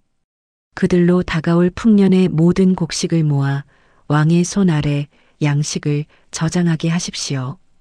그 양식을 이 땅에 저장하여 7회 흉년을 대비하십시오. 그리하면 이 땅이 기근으로 멸망하지 않을 것입니다. 이것은 단순한 해석이 아니었다. 이것은 국가 정책이었다. 경제 계획이었다. 생존 전략이었다. 고관들이 서로를 바라보았다. 저 노예가 감히 왕에게 정책을 제안하다니. 하지만 왕은 달랐다. 그의 눈이 빛났다. 이것이다. 이것이 해결책이다. 단순히 꿈의 의미만 아는 것이 아니라 어떻게 대비해야 하는지까지 알려주었다. 왕은 고관들을 보았다. 그들에게 물었다. 이와 같이 하나님의 영에 감동된 사람을 우리가 어찌 찾을 수 있겠느냐? 고관들은 대답하지 못했다. 왕이 옳았다. 이 히브리 노예는 특별했다. 신의 능력이 그에게 있었다. 왕은 아렌을 보았다. 결정을 내렸다. 순간적으로, 하지만 확고하게. 하나님이 이 모든 것을 내게 보이셨으니 너와 같이 명철하고 지혜 있는 자가 없도다. 아렌은 숨이 멎을 것 같았다. 이것은 무슨 말인가? 너는 내 집을 다스리라. 왕이 계속했다. 내 백성이 다 내 명령을 따를 것이라. 나는 왕위로만 너보다 높으리라.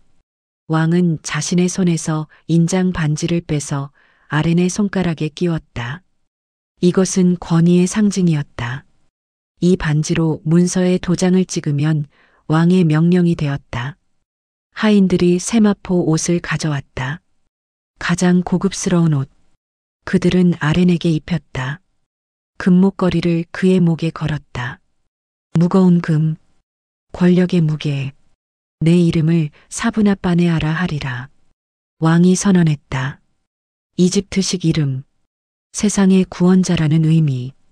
왕은 또한 온의 제사장의 딸을 아렌에게 아내로 주었다. 이것은 이집트 사회로의 편입이었다. 더 이상 외국인이 아니라 이집트의 일부가 되는 것. 아렌은 왕 앞에서 물러났다. 비틀거렸다. 다리에 힘이 없었다. 이것이 현실인가? 몇 시간 전까지만 해도 감옥에 있었다. 죄수였다. 잊힌 노예였다. 그런데 지금은 이집트의 총리였다. 왕 다음 가는 사람이었다. 궁전을 나서며 아렌은 하늘을 올려다보았다. 태양이 빛나고 있었다. 따뜻하고 밝았다. 4년 만에 제대로 본 햇빛. 그는 눈물이 났다. 기쁨의 눈물? 아니면 혼란의 눈물? 당신은 이해할 수 있는가? 한순간에 모든 것이 바뀐다는 것을. 감옥에서 궁전으로, 죄수에서 총리로, 버려진 소년이 왕의 오른편에 서게 된 것을. 하지만 아렌은 알고 있었다. 이것은 끝이 아니라 시작이었다. 7해 풍년, 7해 흉년. 그는 이집트를 구해야 했다. 온 땅의 사람들을 살려야 했다. 이것이 그의 사명이었다. 거리를 걸으며 사람들이 그를 보았다. 화려한 옷을 입은 고관. 그들은 절했다. 경의를 표했다. 아렌은 그들을 보았다. 자신도 한때 그들 같은 노예였다는 것을 기억했다. 저택에 도착했다. 새로운 집. 보디발의 저택보다 훨씬 컸다. 하인들이 줄지어 서서 그를 맞이했다. 그는 총리였다. 그들의 주인이었다. 하지만 밤이 되어 혼자 방에 있을 때 아렌은 무릎을 꿇었다. 하나님께 감사를 드렸다. 구덩이에서, 노예시장에서, 보디발의 집에서, 감옥에서 모든 그 시간들이 그를 여기로 이끌었다.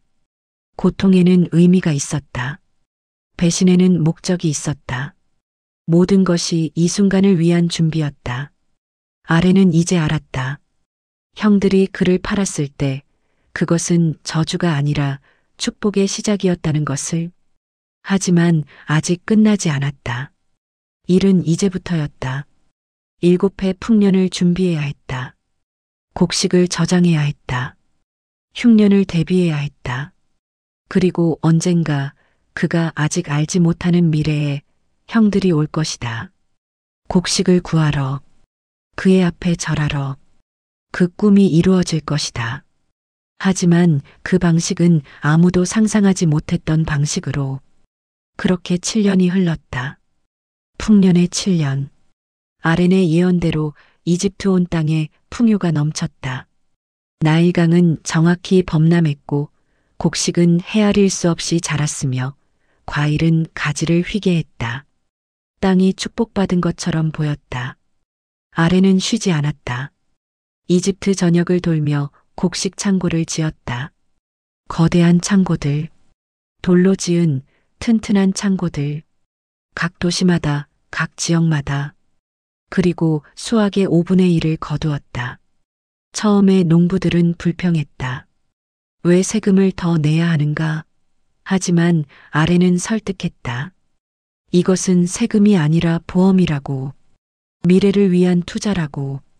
곡식이 쌓였다. 산처럼 헤아릴 수 없을 만큼. 서기관들이 기록하려 했지만 결국 포기했다.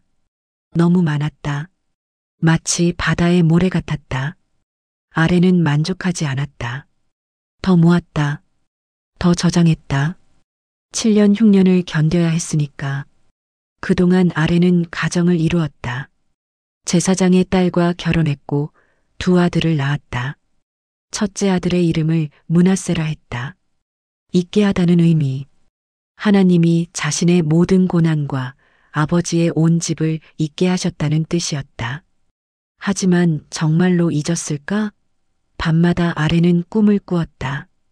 가나안의 집, 아버지의 얼굴, 형들, 그리고 구덩이. 그 꿈에서 깨어날 때마다 그는 땀에 젖어 있었다. 둘째 아들의 이름은 에브라임이라 했다. 번성하게 하다는 의미. 하나님이 자신의 고난의 땅에서 자신을 번성하게 하셨다는 뜻이었다. 고난의 땅. 아레는 여전히 이집트를 그렇게 생각했다. 총리였지만, 권력이 있었지만, 부유했지만, 여기는 여전히 고난의 땅이었다. 집이 아니었다. 7년 풍년이 끝났다. 정확히 아렌의 말대로. 그리고 흉년이 시작되었다. 처음에는 미미했다. 나일강의 범람이 조금 적었다. 곡식 수확이 조금 줄었다. 하지만 사람들은 걱정하지 않았다. 창고에 곡식이 있으니까. 하지만 2년째 상황이 심각해졌다. 나일강이 거의 범람하지 않았다. 땅이 메말랐다. 곡식이 자라지 않았다. 사람들이 굶주리기 시작했다. 3년째 재앙이 되었다. 이집트뿐만 아니라 주변 모든 나라에 기근이 들었다. 가나안, 시리아, 메소포타미아. 모든 곳이 굶주렸다. 사람들이 죽기 시작했다. 이집트 사람들이 왕에게 울부짖었다. 왕은 그들을 아렌에게 보냈다. 아렌은 창고를 열었다. 곡식을 팔았다. 처음에는 은으로 샀다. 하지만 은이 떨어지자 가축으로 샀다. 가축마저 없어지자 땅으로 샀다. 마침내 사람들은 자신을 팔았다. 노예가 되는 것을 택했다. 굶어 죽는 것보다 노예가 되는 것이 나았으니까. 당신은 아는가? 배고픔의 공포를. 진정한 배고픔은 단순히 불편한 것이 아니다. 그것은 생존의 위협이다. 사람들은 배고픔 앞에서 모든 것을 포기한다. 자존심도, 자유도, 심지어 가족도. 흉년 2년째 외국인들이 이집트로 오기 시작했다. 곡식을 사러. 소문이 퍼졌다. 이집트에는 곡식이 있다고. 이집트의 총리가 미리 준비했다고. 그들은 멀리서 왔다. 사막을 건너, 산을 넘어. 생존을 위해. 아래는 궁전의 곡식 거래소에 앉아 있었다. 넓은 홀, 높은 천장, 그리고 끝없이 줄지어 선 사람들. 각국에서 온 사람들. 그들은 아렌 앞에 무릎을 꿇었다. 절했다. 곡식을 구걸했다. 아렌은 그들을 보았다. 하나하나. 어느 나라에서 왔는지 물었다. 얼마나 필요한지 물었다. 통역자가 그들의 말을 전했다. 아렌은 결정했다. 팔거나 거절하거나. 흉년 2년째의 어느 날 10명의 남자가 들어왔다. 줄을 서서. 그들의 옷차림은 가나안 사람들이었다. 얼굴은 거칠고 수염은 덥수룩했으며 몸은 여행으로 지쳐 보였다. 그들이 아렌 앞에 섰다. 무릎을 꿇었다. 얼굴을 땅에 대고 절했다. 곡식을 살 수 있게 해달라고 간청했다. 아렌은 그들을 보았다. 그리고 심장이 멎는 듯했다. 알아보았다. 즉시 형들이었다. 큰형, 둘째 형, 셋째 형, 모두. 막내만 없었다. 20년이 지났다. 그들은 늙었다. 얼굴에 주름이 생겼고 머리에 흰머리가 섞였으며 등은 굽어 있었다. 하지만 아렌은 알아보았다. 그 얼굴들을, 자신을 구덩이에 던진 그 손들을, 자신을 팔아버린 그 입들을. 형들은 아렌을 알아보지 못했다. 어떻게 알아보겠는가? 마지막으로 본 것은 17살 소년이었다. 채색 옷을 입은 순진한 소년. 지금 눈앞의 사람은 35살 성인이었다. 이집트의 총리. 화려한 옷을 입고 권위를 지닌 통역자를 통해 말하는 고관. 아렌은 거칠게 말했다. 통역자를 통해. 너희는 어디서 왔느냐? 형들이 대답했다. 가나안 땅에서 양식을 사러 왔습니다. 아렌은 그들을 쳐다보았다. 오랫동안 형들은 그 시선을 견디지 못하고 고개를 숙였다. 20년 전의 기억이 아렌의 머릿속을 스쳤다.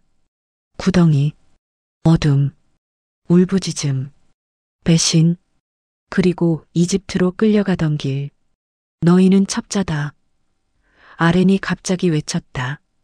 통역자를 통해 이 나라의 약한 곳을 엿보러 왔다. 형들은 경악했다. 얼굴이 창백해졌다. 아닙니다, 주인 나리. 큰형이 외쳤다. 우리는 양식을 사러 온 것뿐입니다. 우리는 한 사람의 아들들로 진실한 자들이지 첩자가 아닙니다. 아니다. 아렌이 고집했다. 너희는 이 나라의 허술한 곳을 보러 왔다. 형들이 서로를 바라보았다. 당황했다. 어떻게 해야 하는가? 넷째 형이 설명하기 시작했다. 우리는 12형제로 한 사람의 아들들입니다. 막내는 오늘 아버지와 함께 있고 하나는 없어졌습니다. 없어졌다. 그 단어가 아렌을 찔렀다. 없어졌다고? 죽었다고 말하지 않고? 그들은 아렌이 어떻게 되었는지 모르는가? 아니면 알면서도 모른 척하는가? 아렌은 거칠게 말했다. 그래도 너희는 첩자다. 내가 시험하리라. 왕의 목숨으로 맹세하노니 너희 막내 아우가 여기 오지 아니하면 너희가 여기서 나가지 못할 것이다. 너희 중 하나를 보내어 아우를 데려오게 하고 나머지는 갇혀 있으라. 너희 말이 참인지 시험하리라. 형들은 공포에 떨었다. 갇히다니? 아우를 데려오라니? 그들은 항변했다. 하지만 소용없었다. 아렌은 손을 흔들어 경비병들을 불렀다. 그들은 형들을 끌고 갔다. 감옥으로. 사흘 동안 형들은 감옥에 갇혔다. 어둡고 축축한 감옥. 아렌이 4년간 머물렀던 바로 그 감옥. 그들은 그곳에서 두려움에 떨었다. 무슨 일이 벌어지는 것인가? 왜 총리는 자신들을 의심하는가? 사흘째 되는 날 아렌이 그들을 다시 불렀다. 형들은 끌려왔다. 비틀거리며 사흘간 제대로 먹지도 자지도 못했다. 아렌은 그들을 보았다. 그리고 마음이 흔들렸다. 이것은 복수인가? 정의인가? 아니면 단순한 잔인함인가? 그는 생각을 정리하고 말했다. 나는 하나님을 경외하노라. 이같이 하면 살리라. 너희가 진실한 자이면 너희 형제 중 한 사람을 옥에 가두고 너희는 양식을 가지고 가서 너희 집들의 주림을 구하고 너희 막내 아우를 내게로 데려오라. 그리하면 너희 말이 진실함이 증명되고 너희가 죽지 아니하리라. 형들이 서로를 바라보았다. 그리고 자기들끼리 말하기 시작했다. 히브리어로. 그들은 통역자가 없으면 총리가 자신들의 말을 알아듣지 못한다고 생각했다. 우리가 아우에게 죄를 범하였도다. 큰형이 말했다. 목소리가 떨렸다.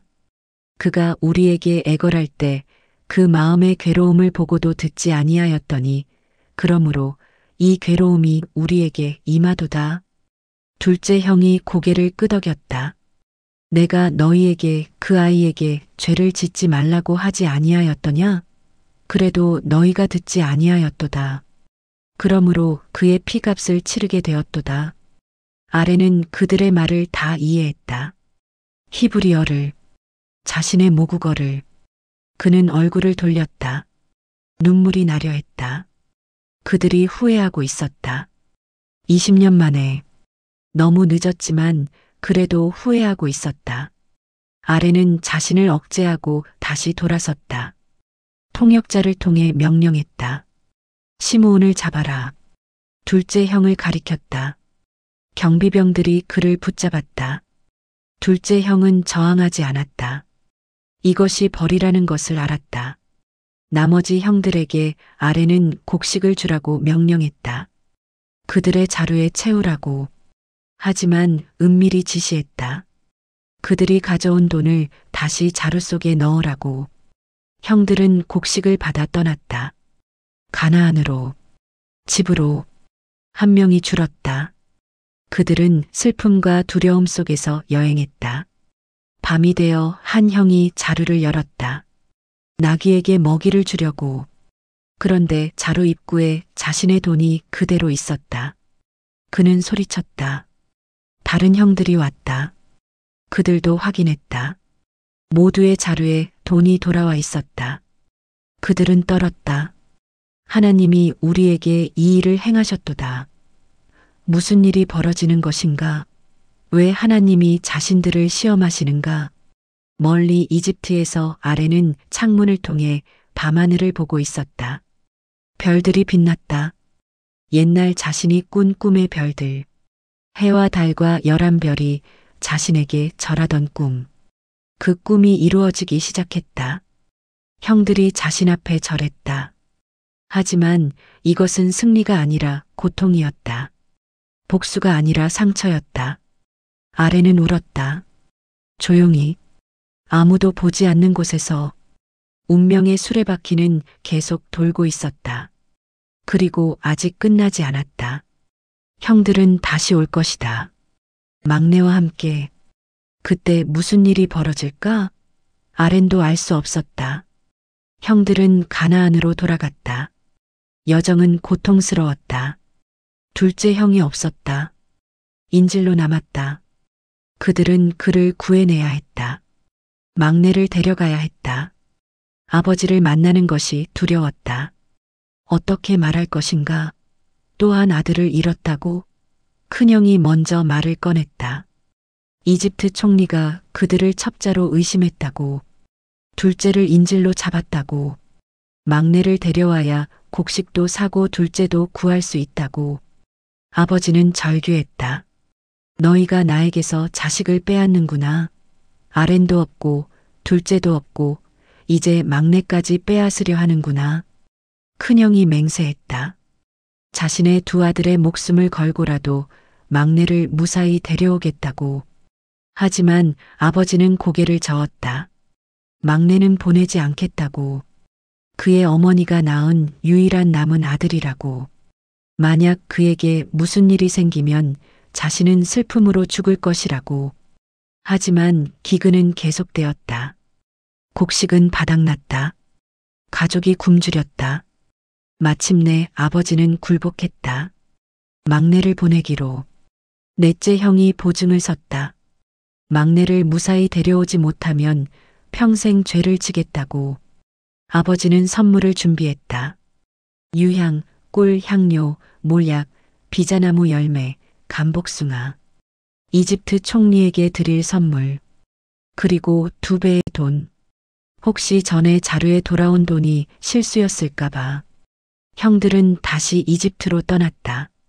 이번에는 막내와 함께. 막내는 이제 젊은이였다. 20 중반. 순진하고 선량했다. 아렌을 닮았다. 아버지의 사랑을 받았다. 여정 내내 형들은 긴장했다. 무슨 일이 벌어질까? 총리는 왜 막내를 보라고 했을까? 정말로 첩자인지 확인하려는 것일까? 아니면 다른 이유가 있을까? 마침내 이집트에 도착했다. 곡식 거래소로 갔다. 총리 앞에 섰다. 절했다. 얼굴을 땅에 대고. 아래는 그들을 보았다. 그리고 막내를 보았다. 심장이 뛰었다. 유일한 친동생 같은 어머니에게서 태어난 20년 만에 보는 동생. 그는 자랐다. 어린아이에서 청년으로. 하지만 눈빛은 여전히 순수했다. 아래는 감정을 억제했다.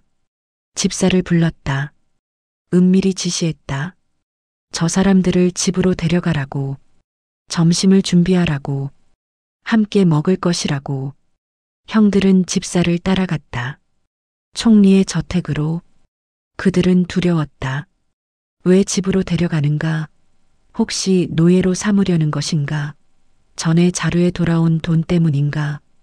집 입구에서 그들은 집사에게 설명하기 시작했다.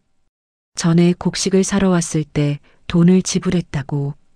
그런데 집에 돌아가 보니 자루에 돈이 그대로 있었다고. 이번에 그 돈을 다시 가져왔다고. 자신들은 도둑이 아니라고. 집사가 미소 지었다. 평안하십시오. 두려워하지 마십시오. 당신들의 하나님, 당신들 아버지의 하나님께서 그 보화를 당신들의 자루에 넣어주셨습니다. 나는 당신들의 돈을 받았습니다. 그리고 둘째 형을 데려왔다. 석방된 둘째. 형들은 그를 껴안았다. 기뻐했다. 하지만 여전히 불안했다. 무슨 일이 벌어지는 것인가? 집사는 그들에게 물을 주어 발을 씻게 했다. 나귀에게 먹이를 주었다. 그들을 대접했다. 형들은 준비한 선물을 꺼냈다. 총리에게 드릴 선물. 정오가 되었다. 아렌이 집으로 들어왔다. 형들은 그 앞에 나아가 절하며 선물을 드렸다. 아렌은 선물을 받고 물었다. 너희 아버지, 너희가 말하던 그 노인이 평안하시냐? 아직 생존해 계시냐? 형들이 대답했다. 주의 종 우리 아버지가 평안하시고 지금까지 생존하였나이다. 그리고 다시 절했다. 아렌은 눈을 들어 막내를 보았다. 자신의 어머니의 아들. 이가 너희가 말하던 너희 막내 아우냐? 그리고 막내에게 말했다. 아이야, 하나님이 내게 은혜 베푸시기를 원하노라. 순간 감정이 북받쳤다. 아렌은 급히 방으로 들어갔다. 안방으로 문을 닫았다. 그리고 울었다. 소리내어. 막내를 보자 어린 시절의 모든 기억이 밀려왔다. 함께 놀던 시절, 어머니가 살아계시던 시절. 한참을 운 후 아렌은 얼굴을 씻었다. 진정했다. 다시 나왔다. 식사가 준비되어 있었다. 아렌은 따로 앉았다. 이집트인들은 따로 앉았다. 형들도 따로 앉았다. 이집트인들은 히브리인과 함께 먹는 것을 싫어했으니까. 형들이 앉았다. 그런데 이상한 일이 벌어졌다. 집사가 그들을 장자부터 막내까지 순서대로 앉혔다. 정확하게. 형들은 서로를 바라보며 놀랐다. 어떻게 순서를 아는가? 음식이 나왔다. 아렌의 상에서 형들에게 나눠주었다. 하지만 막내에게 준 것은 다른 형들보다 5배나 많았다. 형들은 그것을 보았다. 편애. 옛날 자신들이 아렌에게 느꼈던 그 편애. 당신은 알고 있는가? 이것이 시험이라는 것을. 아렌은 형들을 시험하고 있었다. 막내가 편애받는 것을 보고 그들이 어떻게 반응하는지, 옛날처럼 질투하는지, 아니면 변했는지. 하지만 형들은 분노하지 않았다. 질투하지 않았다. 오히려 기뻐했다. 막내가 잘 대접받는 것을. 그들은 먹고 마시며 즐거워했다. 아렌은 그들을 관찰했다. 그들의 반응을, 그들의 눈빛을. 무언가 달라진 것 같았다. 하지만 확신할 수 없었다. 한 번 더 시험해야 했다. 다음 날 아침 일찍 아렌은 집사에게 은밀히 지시했다. 형들의 자루에 곡식을 가득 채우라고. 각 사람의 돈을 다시 자루 입구에 넣으라고. 그리고 자신의 은잔을 막내의 자루에 넣으라고. 가장 귀한 은잔을. 집사는 그대로 했다. 형들은 아무것도 모르고 짐을 꾸렸다. 나귀에 실었다. 작별 인사를 하고 떠났다. 가나안을 향해. 하지만 도시를 빠져나가기 전에 집사가 그들을 쫓아갔다. 빠르게 따라잡았다. 그리고 소리쳤다. 너희가 어찌하여 악으로 선을 갚느냐?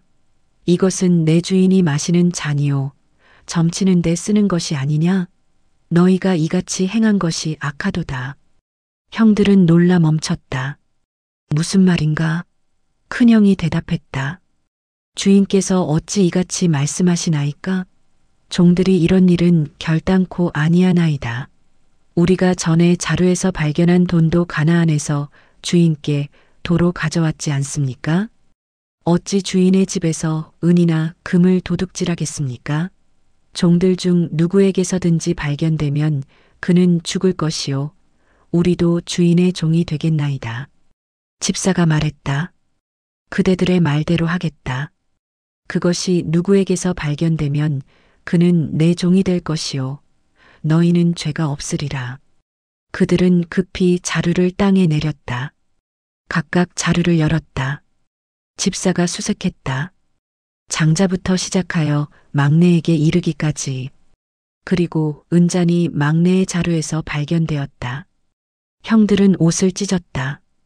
슬픔의 표시로, 절망의 표시로, 다시 짐을 싣고 도시로 돌아갔다. 총리의 집으로. 아래는 아직 집에 있었다. 기다리고 있었다. 형들이 들어왔다.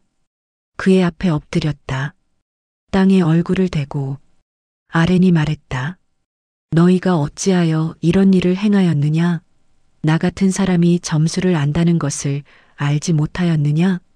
넷째 형이 대답했다. 그는 막내를 보증했던 사람이었다. 우리가 주께 무슨 말을 하오리까? 무슨 설명을 하오리까? 우리가 어떻게 우리의 정직을 나타내리이까? 하나님이 종들의 죄악을 찾아내셨으니 우리와 이 잔이 발견된 자가 다 주의 종이 되겠나이다. 하지만 아렌은 고개를 저었다. 내가 결단코 그리하지 아니하리라. 잔이 그 손에서 발견된 자만 내 종이 될 것이요. 너희는 평안히 너희 아버지께로 돌아갈지니라.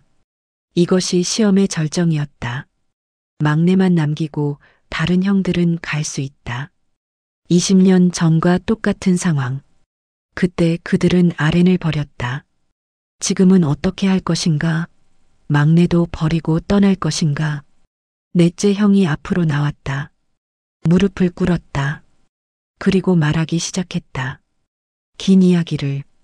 자신들의 아버지에 대해. 막내가 아버지에게 얼마나 소중한지. 전에 한 아들을 잃었는데 막내마저 잃으면 아버지가 죽을 것이라고. 제가 아버지께 아이의 보증이 되었습니다. 넷째 형이 말했다. 목소리가 떨렸다. 만약 제가 아이를 데리고 아버지께 돌아가지 아니하면 평생 죄를 짊어지겠다고 하였습니다. 그는 숨을 깊이 들이마셨다. 그리고 말했다. 결정적인 말을. 그러므로 청하건대 종이 아이를 대신하여 주의 종으로 있게 하시고 아이는 형들과 함께 올라가게 하소서. 침묵이 흘렀다. 긴 침묵. 아렌은 넷째 형을 바라보았다. 이 남자는 막내를 위해 자신을 희생하려 했다. 자신의 자유를, 자신의 인생을. 20년 전 이 사람들은 아렌을 구덩이에 던졌다. 은 몇 잎에 팔았다. 아버지를 속였다. 하지만 지금 그들은 변했다. 동생을 위해 자신을 희생하려 했다. 아렌은 더 이상 참을 수 없었다. 감정이 폭발했다. 모두 나가라. 그가 소리쳤다. 이집트인들을 향해. 모두 나가라. 하인들이 급히 나갔다. 방에는 아렌과 11형들만 남았다. 아렌은 소리내어 울었다. 통곡했다. 밖에서도 들릴 만큼 크게. 왕궁까지 들렸다는 소문이 돌 정도로. 형들은 당황했다. 무슨 일인가? 왜 이집트 총리가 우는가? 아렌은 히브리어로 말했다. 처음으로. 통역 없이. 나는 아렌입니다. 형들은 얼어붙었다. 무슨 말인가? 아렌? 20년 전에 사라진 그 아렌? 내가 아렌입니다. 아렌이 다시 외쳤다. 얼굴에 눈물이 흘렀다. 당신들이 이집트로 판 아렌입니다. 내 아버지께서 아직 살아계십니까? 형들은 대답하지 못했다. 공포에 떨었다. 얼굴이 창백해졌다. 다리가 후들거렸다. 아렌이었다. 저 총리가 아렌이었다. 자신들이 배신한 동생이었다. 이제 복수가 시작될 것이다. 죽음이 올 것이다. 형들은 그렇게 생각했다. 하지만 아렌은 말했다. 가까이 오라고. 형들은 떨리는 발걸음으로 다가갔다. 아렌은 그들을 보았다. 눈물로 얼룩진 얼굴로. 내가 당신들의 아우 아렌입니다. 당신들이 이집트로 판 자입니다. 그가 말했다. 그러나 당신들이 나를 이곳에 판 것을 근심하지 마십시오. 한탄하지 마십시오. 하나님이 생명을 구하시려고 나를 당신들보다 먼저 보내셨습니다. 형들은 여전히 떨고 있었다. 아렌. 눈앞에 이집트 총리가 아렌이었다. 자신들이 구덩이에 던지고 은 20잎에 판 그 동생. 이제 모든 권력을 쥔 사람이 되어 자신들 앞에 서 있었다. 공포가 그들을 짓눌렀다. 당연했다. 복수가 시작될 것이다. 자신들이 저지른 일의 대가를 치러야 할 것이다. 그들은 아렌 앞에 무릎을 꿇었다. 머리를 조아렸다. 용서를 구할 말조차 찾을 수 없었다. 하지만 아렌은 다가왔다. 그들을 일으켰다. 두 손으로 형들의 손을 잡았다. 눈물이 그의 뺨을 타고 흘렀다. 이것은 분노의 눈물이 아니었다. 이것은 그리움의 눈물이었다. 20년간 억눌렀던 감정의 눈물이었다. 형님들, 가까이 오십시오. 아렌이 말했다. 목소리는 떨렸지만 부드러웠다. 제발 가까이 오십시오. 형들은 조심스럽게 다가갔다. 아렌은 그들의 얼굴을 하나하나 바라보았다. 20년이 지났다. 모두 늙었다. 하지만 여전히 자신의 형들이었다. 같은 피를 나눈 형제들이었다. 형님들이 나를 이곳에 판 것을 근심하지 마십시오. 아렌이 계속했다. 스스로를 책망하지 마십시오. 하나님께서 생명을 구원하시려고 나를 형님들보다 먼저 보내신 것입니다. 그 말에 형들은 더욱 울었다. 어떻게 배신당한 사람이 이렇게 말할 수 있는가? 어떻게 용서할 수 있는가? 아렌은 설명했다. 이 땅에 기근이 든 지 2년이 되었다고. 앞으로 5년은 더 갈고 심지 못할 것이라고. 하나님께서 자신을 미리 보내 큰 구원으로 생명을 보존하게 하셨다고. 그러므로 나를 이리로 보낸 자는 형님들이 아니요 하나님이십니다. 아렌이 말했다. 확신에 찬 목소리로. 하나님이 나를 왕의 아버지로 그 온 집의 주로 애굽 온 땅의 통치자로 세우셨습니다. 당신은 이해할 수 있는가? 이 용서를, 이 통찰을. 아렌은 자신에게 일어난 모든 고통을 다르게 보고 있었다. 배신이 아니라 섭리로, 저주가 아니라 축복으로, 형들의 악한 계획이 하나님의 선한 계획으로 변했다는 것을. 속히 아버지께로 올라가십시오. 아렌이 말했다. 아버지께 전하십시오. 아버지의 아들 아렌이 이렇게 말했다고.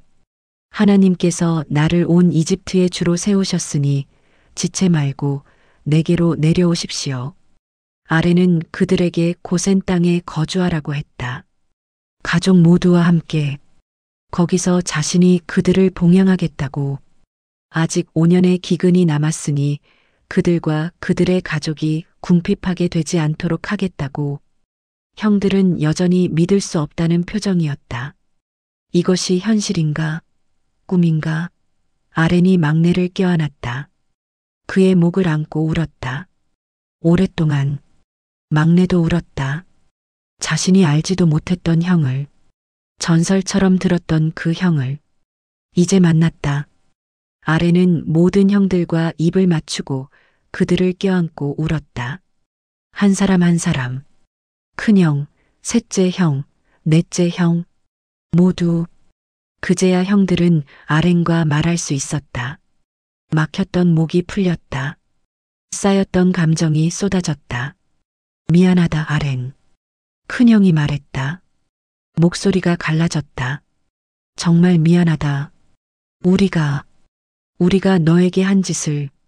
아닙니다, 큰형님. 아렌이 그를 막았다. 이제 그 일은 말하지 마십시오. 다 지나간 일입니다. 하나님께서 선으로 바꾸셨습니다. 소문이 왕궁에 퍼졌다. 총리의 형들이 왔다고. 왕이 기뻐했다. 왕은 아렌을 신뢰했고 아끼었다. 그의 가족이 온다는 것은 좋은 일이었다. 왕은 아렌의 형들에게 선물을 보냈다.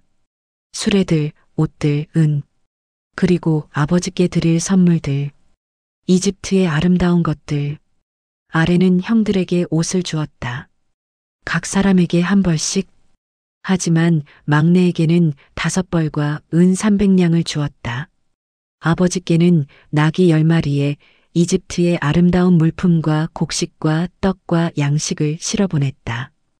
형들이 떠날 때 아렌은 당부했다. 길에서 다투지 마십시오. 그는 알고 있었다. 형들이 서로를 비난할 것을, 누구의 잘못이 더 큰지 따질 것을. 하지만 그것은 의미가 없었다. 과거는 지나갔다. 중요한 것은 지금이었다.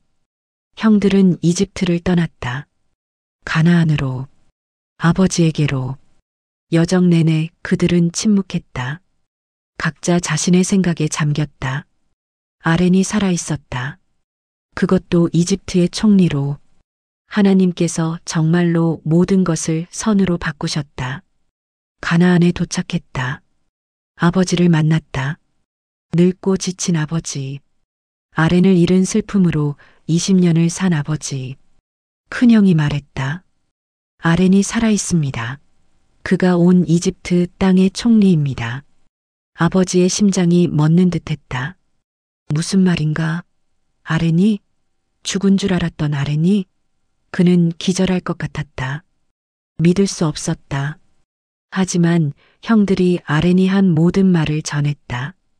이집트로 오라고 했다는 것을, 거기서 봉양하겠다고 했다는 것을, 그리고 아렌이 보낸 수레들을 보여주었다. 선물들을, 증거들. 아버지의 심령이 소생했다. 눈에 빛이 돌아왔다. 조카도다. 그가 외쳤다. 내 아들 아렌이 아직 살아있으니 내가 죽기 전에 가서 그를 보리라. 준비가 시작되었다. 온 가족이, 모든 소유가 이집트로 가는 데 이동. 아버지는 늙었지만 힘이 솟았다. 아들을 볼 수 있다는 희망이 그를 젊게 만들었다. 여정은 길었다. 하지만 아버지는 불평하지 않았다.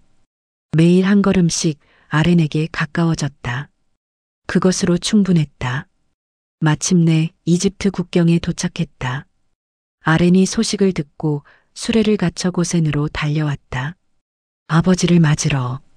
그가 아버지를 본 순간 목을 안고 한참 동안 울었다. 20년의 그리움이, 20년의 고통이 모두 그 눈물 속에 담겼다. 아버지도 울었다.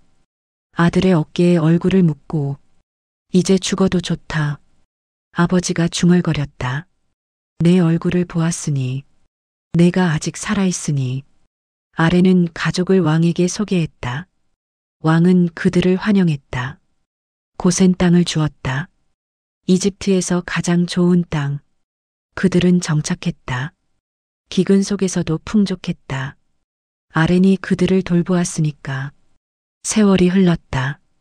기근이 끝났다. 풍년이 돌아왔다. 땅이 다시 생명으로 가득 찼다. 아렌의 가족은 번성했다. 자녀들이 태어났고 가축이 늘었으며 부유해졌다. 아버지는 이집트에서 17년을 더 살았다. 아들들에 둘러싸여 손자들과 함께 행복했다. 마침내 때가 되어 아버지가 죽음을 앞두고 아들들을 불렀다. 축복했다. 하나하나. 아렌을 축복할 때 아버지는 말했다. 내 형들이 내게 절하리로다. 내 아버지의 아들들이 내게 경배하리로다. 옛날의 꿈. 그것이 이루어졌다. 하지만 그 방식은 아무도 예상하지 못했던 방식으로. 아버지가 죽었다. 온 가족이 애통했다. 아렌은 아버지를 가나안으로 모셨다.